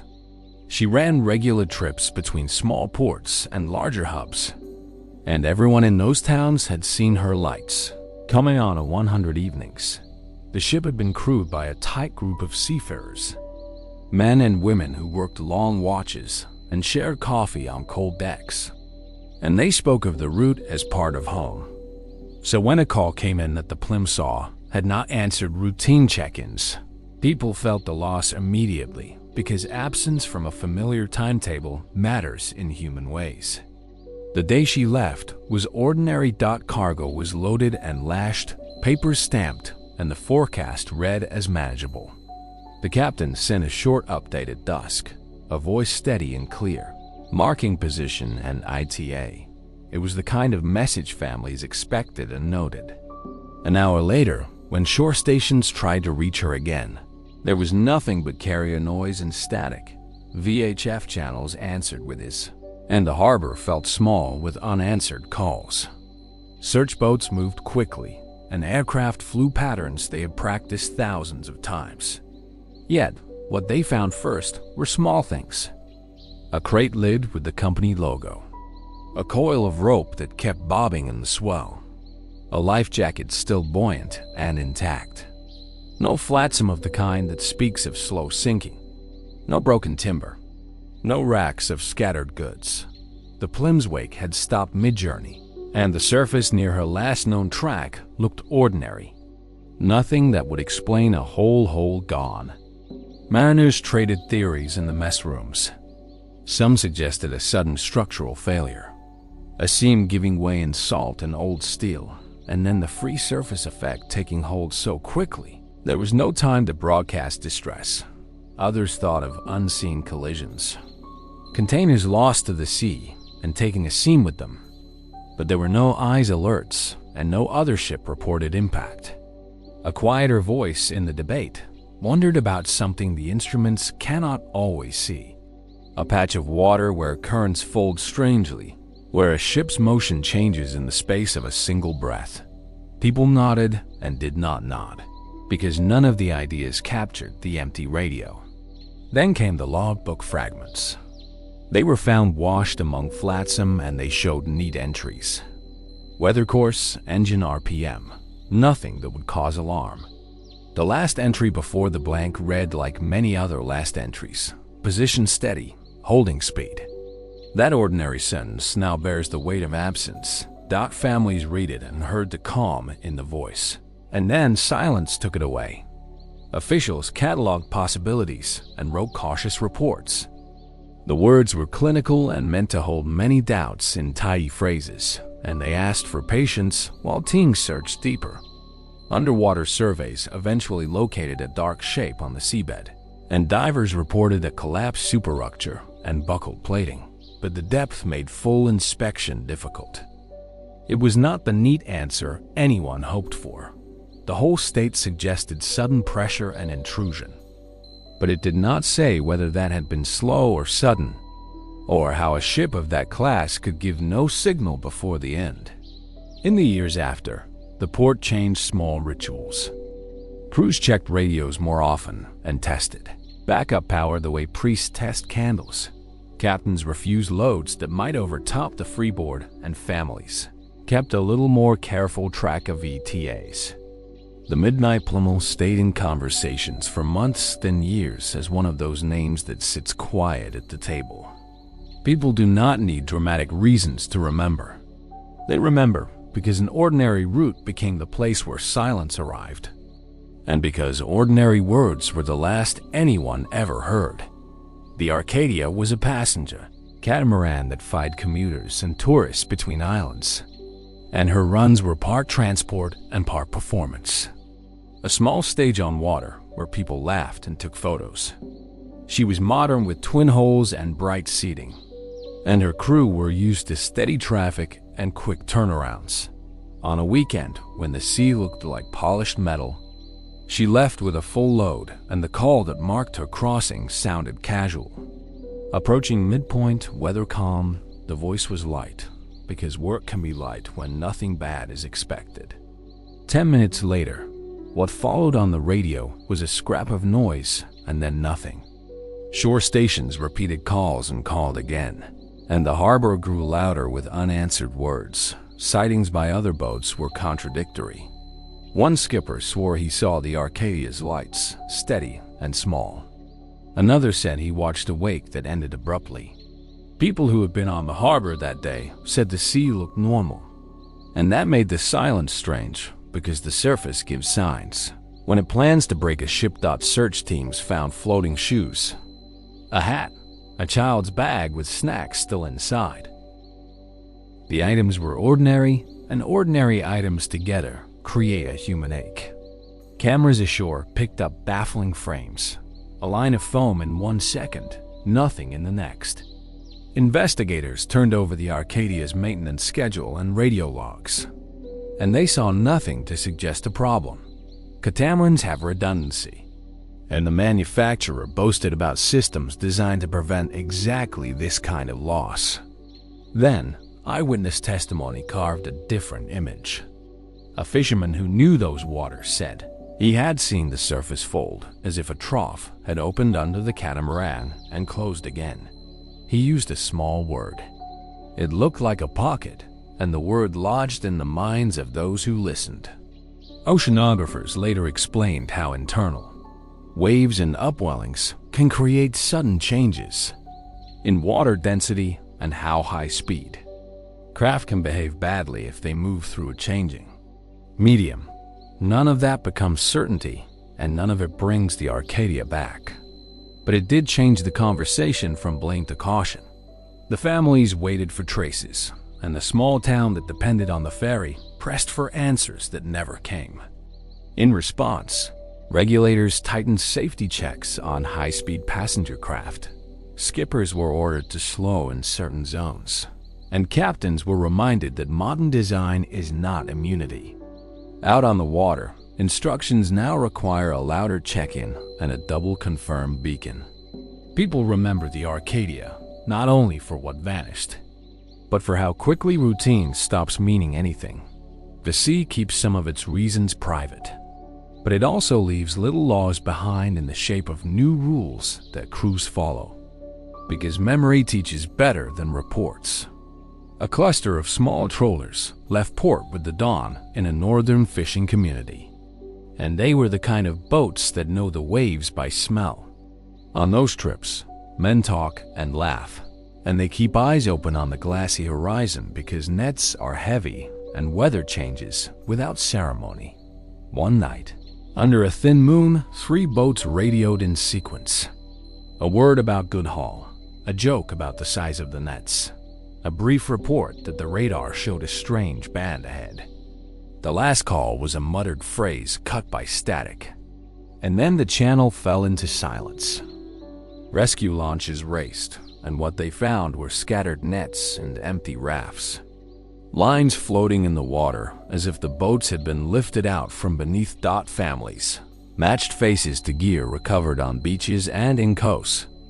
And the grief was immediate and small in the way villages are small. Neighbors bringing blankets, prayers offered in quiet rooms. There was no oil slick and no sign of collision, only the nets and buoys and the open water that holds its own counsel.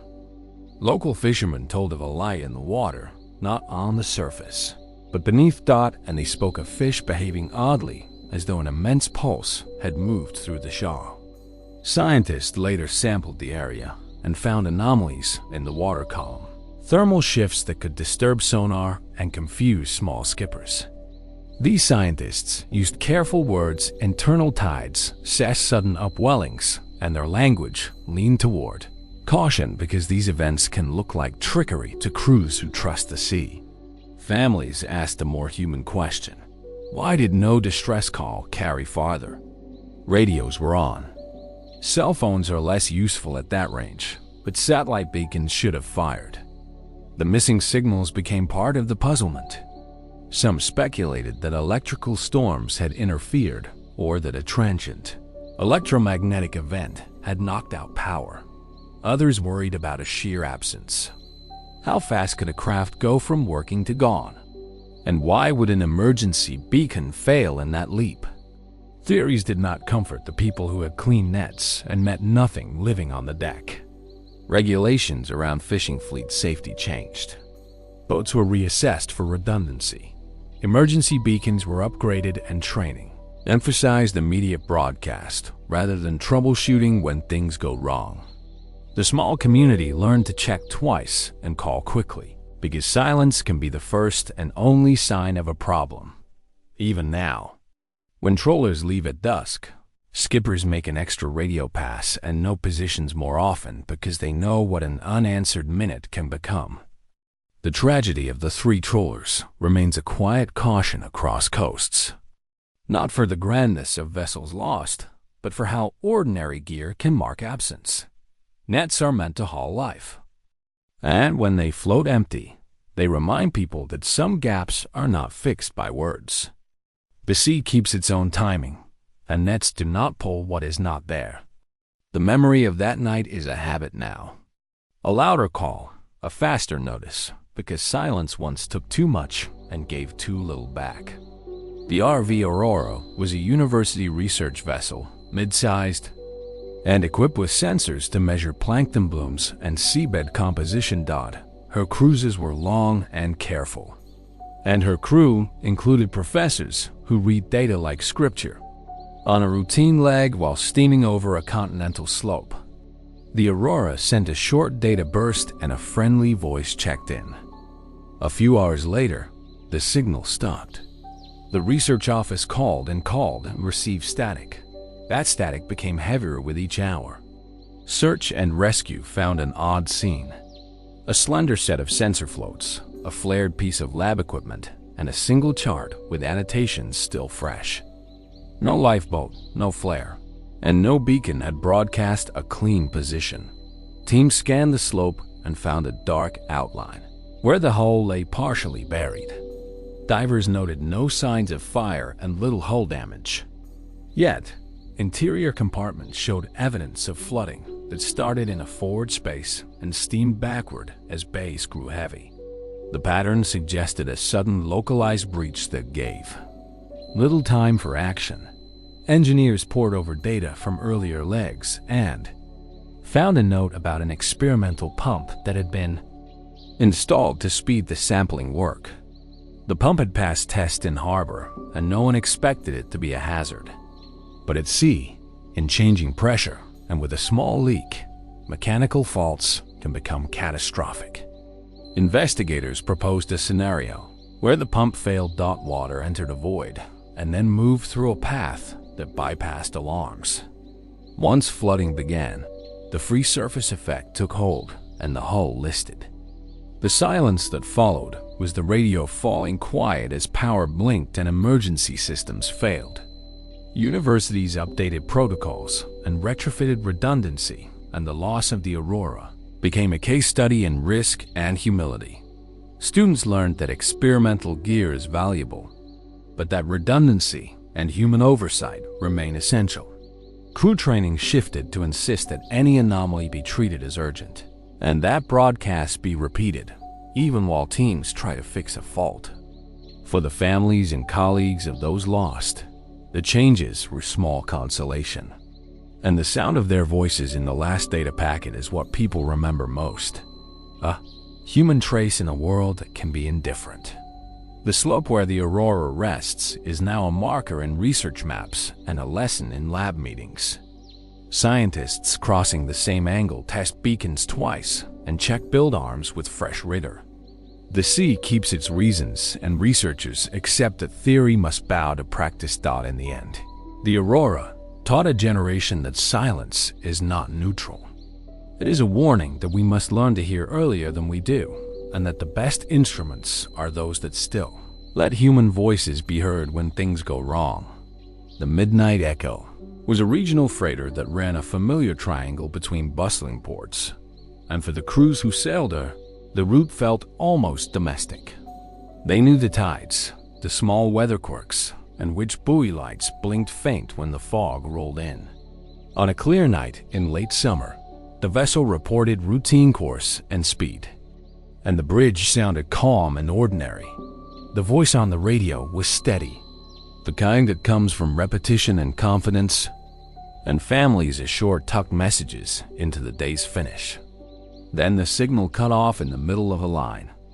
The cut sounded abrupt, and when operators called back, nothing came through. That blank turned ordinary anxiety into the shape of a search.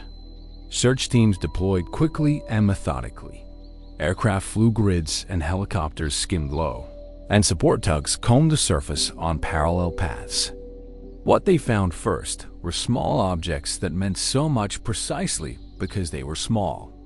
A thermos stamped with a company logo, a single orange glove that bobbed like a small buoy, a wooden pallet intact and drifting. Those things told a simple human story. People had been here recently, and now they were not. But they did not explain how a steel hull and its crew could vanish without a trace. Engineers examined maintenance logs from the Midnight Echo's last call. The list read, normally, pump checks. A minor mention of a started hydraulic leak that had been patched temporarily, and a note that crew would monitor ballast.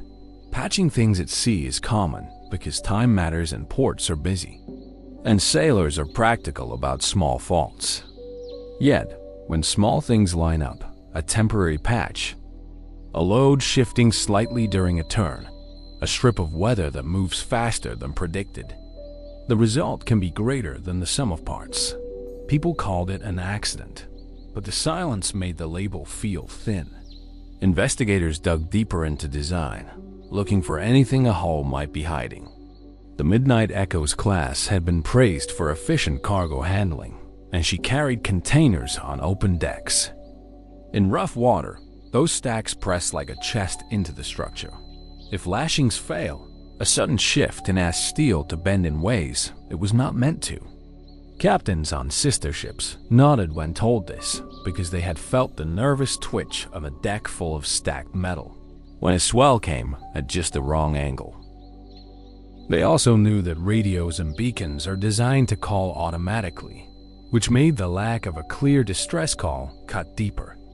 Families watched the news and learned terms: free surface effect, rapid ingress, hatch failure, and those technical phrases tried to hold a grief that did not fit diagrams. In town halls, investigators read charts and explained that a small flood can move quietly, filling voids and starving alarms of power by the time radio operators reach for the mic dot in private. Though, people asked the human question, why did no one shout? Why were there no words? Those questions came from the space left where voices should have been. Months later, remote cameras and deep water scans found the Echo's hull at an Angel on the seabed. The wreck lay more intact than many expected, but her bow plates bent inward, like someone had closed their hands. The final report assembled pieces where that compounded a patched leak under the forecastle cargo that had shifted and pulled structural seams. But even the diagram would not speak the last minute aloud. People read it and still felt the blank.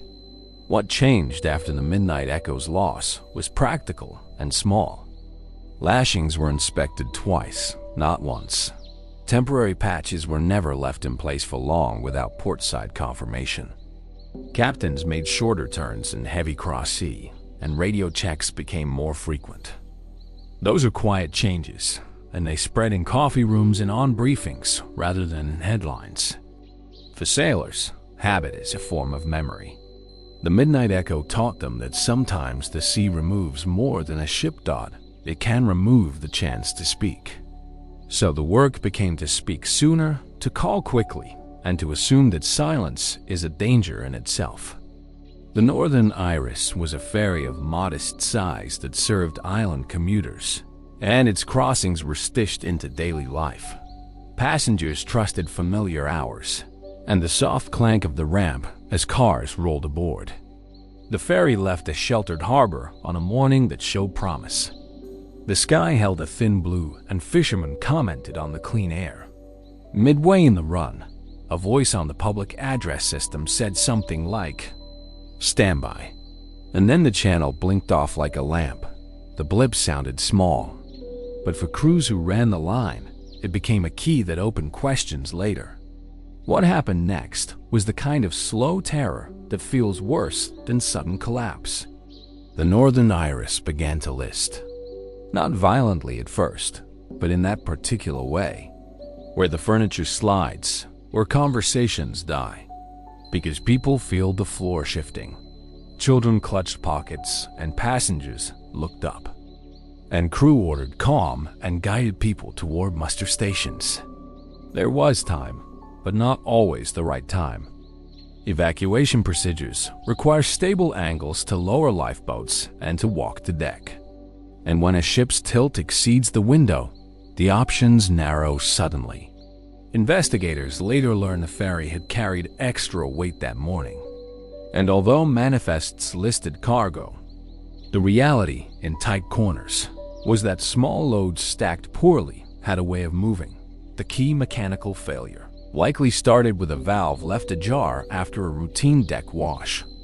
Water flowed into the car deck and could not be pumped out fast enough. And the action combined with an unlucky swell to push the center of gravity beyond recovery. When the ferry tilted too far, decks flooded and doors jammed. The public address audio that captured the first words became a haunting echo. The captain telling crews to secure passengers, and then the muffled noise of machinery struggling behind the scenes. Families who survived insist that the crew worked hard, and several accounts describe disciplined calm. That very discipline, however, had a cost. Passengers were told to remain seated, and in the minutes that followed, the ferry's angle made moving nearly impossible for many. Critics later argued that instruction should have emphasized immediate movement to higher ground. Yet, for families who lost loved ones, the question remained: had the crew waited too long to order abandoned ship? The debate moved beyond technique to culture, how people accept authority, even when danger becomes apparent. The ferry's hull was eventually recovered, mostly intact, and reports focused on the chain: unsecured cargo, a maintenance oversight, and a delayed evacuation. Regulations tightened rapidly.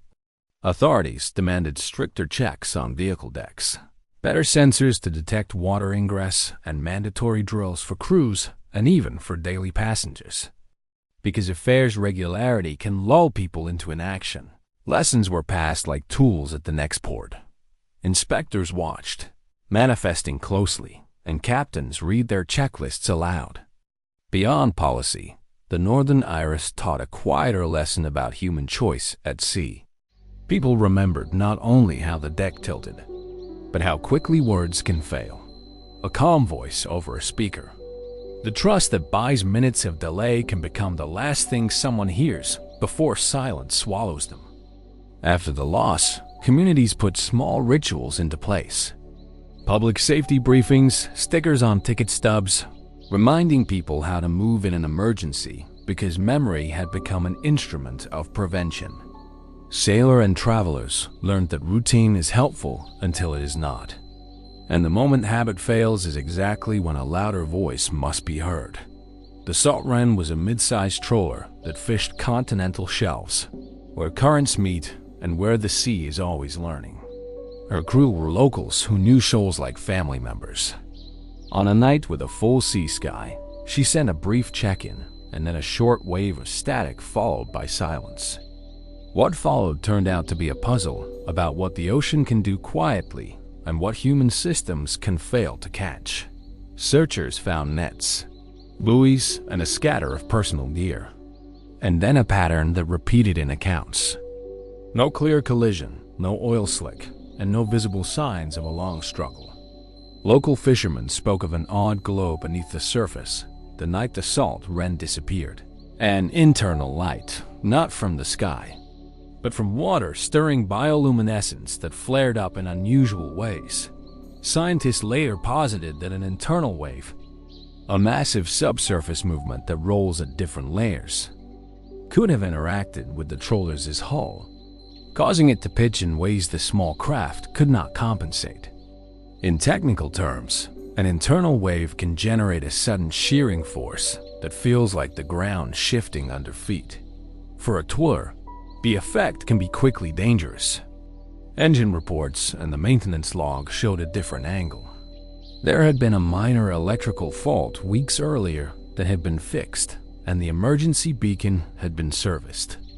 But a recent rain had corroded a junction. The technicians misthought if the beacon failed to auto-trigger because of that corrosion. Then the silence on the emergency channel was not purely the ocean's doing. Technology had a hand. The combined story, natural and man-made, made the loss complex in a way that left communities uneasy. In the wake of the Salt Wren's loss, small boat safety programs doubled down on redundant power systems for beacons and required physical connectors be checked after every storm. Training emphasized immediate signal rather than troubleshooting, so crews would prioritize getting a message out, even if it meant leaving tools and gear behind. The lesson was practical because grief had given it teeth. Families said that a quicker beacon could have changed who was pulled from the water and who was not. Socially, the trawler's disappearance altered how people in coastal towns spoke about the sea. Where before fishermen honored tradition and intuition, now they also checked cables and counted devices with the same care as nets. Schools taught students about internal waves and the strange physics of layered water. People learned to listen for science, as well as for older navigation instincts. And when nets are hauled now, crews often pause to look past the swell at the water's surface, not just to see the line, but to sense the layer beneath it. Memory changed practice, and practice became the living antidote to silence. The Pacific Orion was a roll-on, roll-off freighter that sailed long runs across the Pacific links, and she carried not only containers, but vehicles and the lives that depend on steady trade. On a voyage that started with blue skies and smooth motion, she issued a routine update to traffic control, and then 15 minutes later, a final broken transmission that cut off at a word. The abrupt break carried no drama in sound, but carried everything in its absence. Families and colleagues, who later replayed that message, intensified small syllables into geography. They listened for cadence and decided meaning in the gaps. The search that followed used everything modern navigation affords: satellite overlays, ice tracking, and sonar sweeps. What they found was an array of floating cargo and a strange scattering of debris consistent with a ship that had been stressed and then settled. Deep water searches located a shadow on the seafloor. When divers reached the site, the hull lay fractured in places, and investigators found that multiple pre-existing stress points in the ship's structure had been worsened by a known issue, a manufacturing variance that left some weld seams marginally thinner than design called for. On their own, these thin seams might never be noticed, and in calm seas, they would have been harmless. When combined with weather and a concentrated load of cargo, however, there is a moment where a seam gives and the structure's failure travels like a zipper. The failure sequence can be fast. One seam can open and send a shock through a hole while the crew is still thinking in terms of repair. Radios may fail as power arcs and shuts down emergency circuits. A broken weld is not visible from the bridge, and so the last minutes can feel indistinct. Routine checks, a muffled sound, and then a silence that blankets all instruments. Regulators later required more sample testing of seam quality on similar classes of ships, and companies added non-destructive inspection cycles that were more frequent and more thorough. Beyond the technical fixes, there is the human ripple. Souls on shore learned the taste of having no closure. Crews in other companies read the findings not as abstract lessons, but as directions for how to hold ship better, inspect wells that industry deemed marginal, keep manifest margins and not push the limit of design, and test emergency power under simulated fault. The Pacific Orion's end reshaped maintenance culture from a set of obligations to a daily ritual of care. The sea offered no judgment. It held its reasons in the way steel failed and water entered. What people could change were the habits that greet a new crossing, inspections done without haste. Redundancy built not just as checkboxes, but as lived practice, and a readiness to broadcast in the first odd second. The Pacific Orion's loss is taught in training rooms now and read in logs of ships that sail the same lanes, because silence will come for no one who assumes the sea owes them time to speak. You are on the bridge for a moment, and then the world narrows quickly to a line of horizon and a set of instruments. And that is where this story begins. The Horizon Echo was a modern, multi-purpose freighter, and she ran a well-traveled route through a gulf that connects busy ports. Her hull was steel. Her holds were modern, and her bridge was lined with devices that meant to keep watch even when the weather changed. The crew were steady hands who had worked together for years, and they knew the route like a map in their bones. So when she sailed on a night that seemed ordinary and then fell silent, the absence felt wrong in a very human way.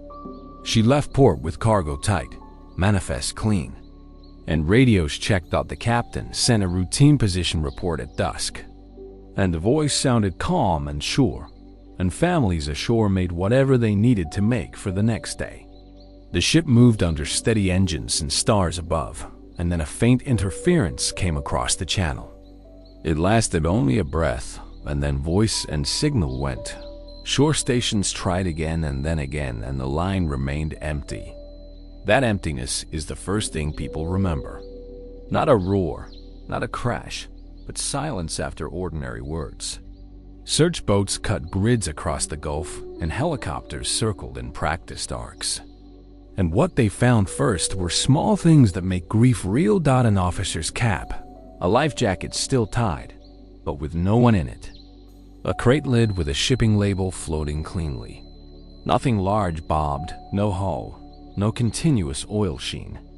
It is one thing to look for wreckage and find it.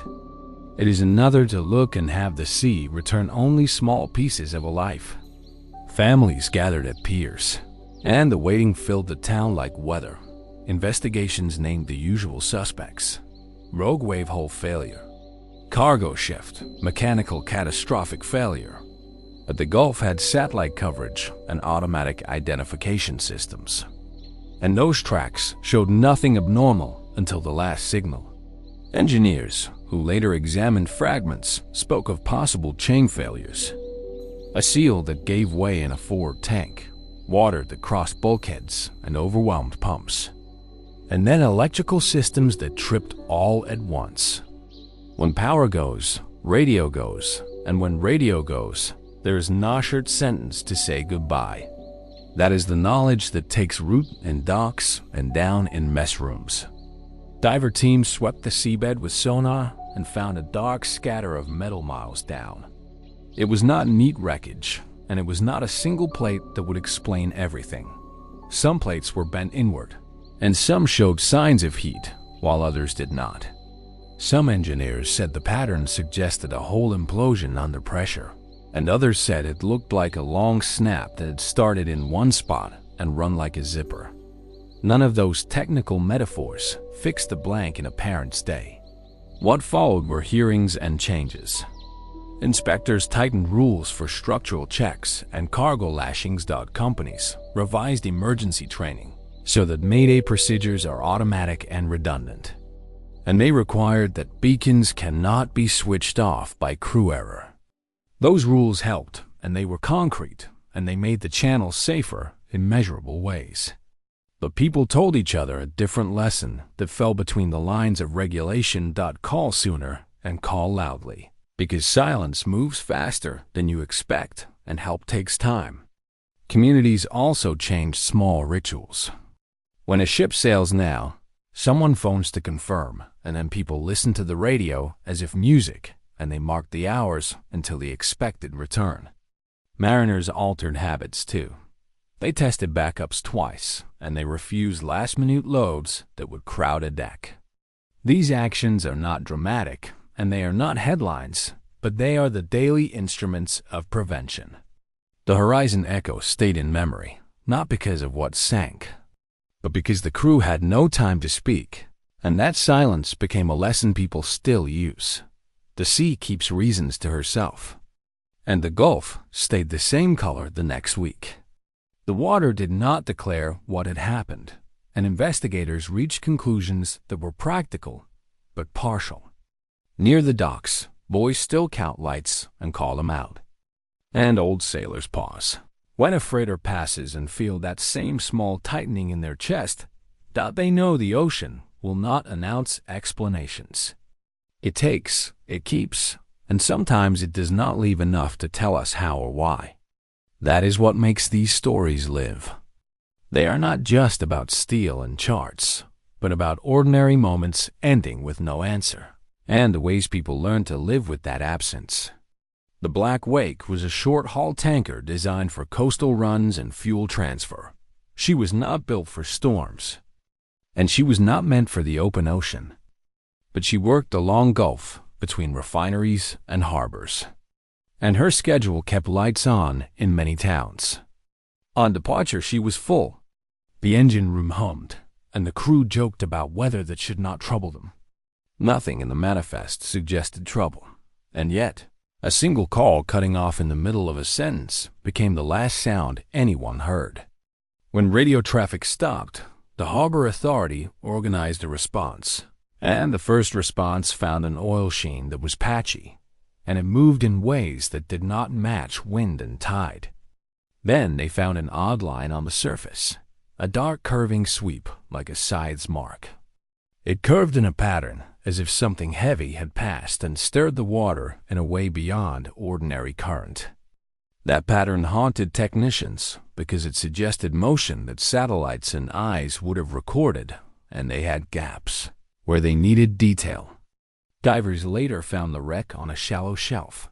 The hull lay on its side with part of the superstructure crushed.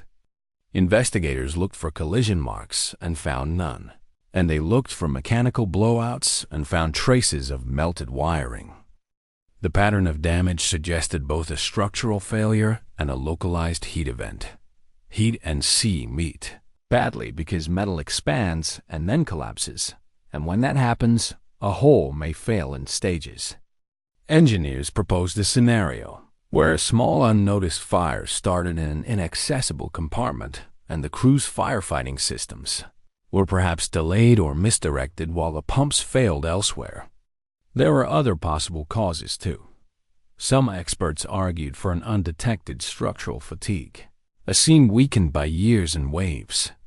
Others pointed to the cargo fuel stored under heat can change pressure in pipes and manways, and that pressure can push where seals were once tight. The final report wrote both rails and called for better inspection, and yet families kept asking why the crew could not send the normal distress and why lifeboats were not used. The answer is bitter and practical. When systems fail in cascade, they take radios and lights and even alarms with them. And then there is little more than hands.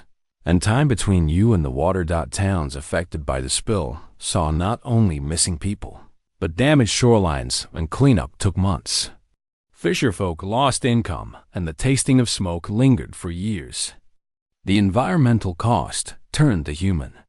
Story outward, and the region's people called for stricter oversight for tankers. New rules came that limited loads near coasts and companies were fined so that the pain of silence had clear consequences. Yet in the ports, crews still check seals with the same care they used to check nails. They learned that the ocean is patient and that small faults can become catastrophic when allowed to sit. The Black Wake is remembered not as a headline, but as a teaching night. It taught men and women to say Mayday. The instant power falters, to carry a beacon that transmits independently, and to keep cargo well within limits even when schedules pressure choices. The sea did not tell them lessons softly. It took their colleagues. What survivors did in wake of that loss was to make redundancy a habit and to make loud the default, because silence is an answer no one wants to hear again. This story is not of a single ship, but of a mission that left with science and came back with questions. A group of research vessels set out to study a storm track and oceanic eddies. And they were specialists with specialized gear. And their work required quiet focus. They broadcast their plans to a shore center. And the center broadcast those plans to local authorities. On the second night of the mission, one of the smaller vessels issued a truncated report and then fell off the network. The other ships reported small GPS jitter and then a pattern of silence that crept across the mission like a fog. People sent more research craft to search, and then commercial trawlers joined the sweep. They found data floats and a cracked instrument buoy, and they found camera housings and a lunchbox marked with a university logo. Pieces of project work bobbed across miles like puzzle pieces without the picture. The mission equipment is expensive and precise, and the loss put more than lives at risk. It put years of study into pause and left families bereft of closure. Technicians examined the recovered instruments and found anomalies in readings. There were spikes in acoustic data that no one had expected. And those spikes suggested a localized event underwater, an explosion or a rapid gas release. Methane outgassing from the seabed can produce dramatic physical effects. And when such a plume rises, it can change buoyancy locally. A ship's sonar will be scrambled in those moments, and an emergency beacon might fail if electrical lines are jolted or if a power surge follows. Oceanographers proposed that a sequence of small geological events could have created a vertical column of rising gas and turbulent water, and that column might have thrown a small vessel into instability. Other experts did not agree, and some argued for mechanical or human errors. The leading theory merged both. A small vessel operating in an area with unpredictable seabed dynamics with experimental gear taxing its power systems could easily be caught by a rare event when testing and backup are minimal and natural event unfolds fast. Things go from safe to critical in minutes. That is the cold calculus of risk. After the loss, institutions tightened safety rules for research operations. They required independent emergency beacons and constant redundancy. And they insisted that no single craft go beyond communications range without an unmanned relay. But scientists also took a philosophical toll. They learned not to treat the ocean like a predictable lab, and they taught students to respect the environment they measured. The loss of the fleet taught that research is humbling and that silence can be a kind of data, an absence that speaks of unknowns. At memorials, the families of scientists hung small instruments and notes from lines, and colleagues vowed to finish the work their friends had started. The sea keeps its secrecy, and sometimes it keeps people as well. The research community took that secrecy into itself and made changes out of memory. They added beacons and insisted on redundancy, and they read the ocean more carefully. But even with new rules, questions remained. And those questions keep the subject alive in labs, in field notes, and in quiet conversations over coffee when ships are docked again. The Deep Light was a survey vessel used to map submarine cables and to test deep LED arrays for seabed work. She was new, and she ran in waters that combined shipping lanes with submarine canyons. She conducted a night run to lay markers for a future cable and to test lights that would help undersea robots find their paths. Her crew was technical and careful, and they transmitted a simple status: all systems go. Then they sent a short correction, and the channel cut into static. That static was the last communication ever received. The search found a line of instruments and a single tethered float, and then a break. The hull lay in a deep trench and automatic. Instruments showed a pattern of light that ended abruptly. Technicians who later reviewed camera footage that survived on a backup described an odd, luminous bloom in the water near the final descent. The bloom looked like a curtain of light in the deep, and as engineers debated possible bioluminescent causes, they also worried about electric interference. Lights underwater are powerful, and when they fail in the wrong way, they can feed back into systems. Engineers found signs that some circuits had failed in cascade, and that those failures could have cut power to the emergency beacon. The vessel's own lighting load can produce fields that interfere with GPS signals nearby, and when that happens, automatic position reporting becomes unreliable. The likely scenario they sketched was painfully plain. A new system pushed the envelope. It created an electrical fault in a place that was hard to reach, and that fault closed off power and communications faster than the crew could repair it. The accident led to a worldwide review of how survey vessels test new gear at sea. Independent power lines, fail-safe breakers, and inertial navigation backups became standard. Companies insisted that any new lamp or instrument must be tested in harbor conditions for months before sea trials begin. The changes were specific and they were measurable, and they reduced risk where that loss had shown it. What remains in memory is not the technical fix, but the human trace. The Deep Light's last data packet recorded footsteps and a voice, and that voice became small and human when played back in a memorial. The sea had taken a technical crew who had pushed at limits, and the community rebalanced ambition with caution. That balance is now a shared practice, and it shows how losses reshape work. People learn to speak sooner and to trust. Backups not as paperwork, but as lifelines. Thank you for staying with us through these long waters. And thank you for listening closely. If you listened all the way here, then you carried every creak and every silence with us. And that is the point, to remember the people and to respect the sea. If you hear a creak on a ship, call it out. And if you see a light cut, answer it quickly. Because these stories are not only history, they are lessons people paid for with lives. If this episode left you thinking, share where you are listening from and what time it is there, because we want to know how far these voices travel. Drop a note below and tell us if you have a quiet shipping lane or a personal memory you want us to mention. We read what you send, and we hold it with care. Goodbye for now, and thank you for joining this deep listen. Until the next video, keep a steady watch and keep those beacons loud, because out on the water, every voice matters. See you in the next.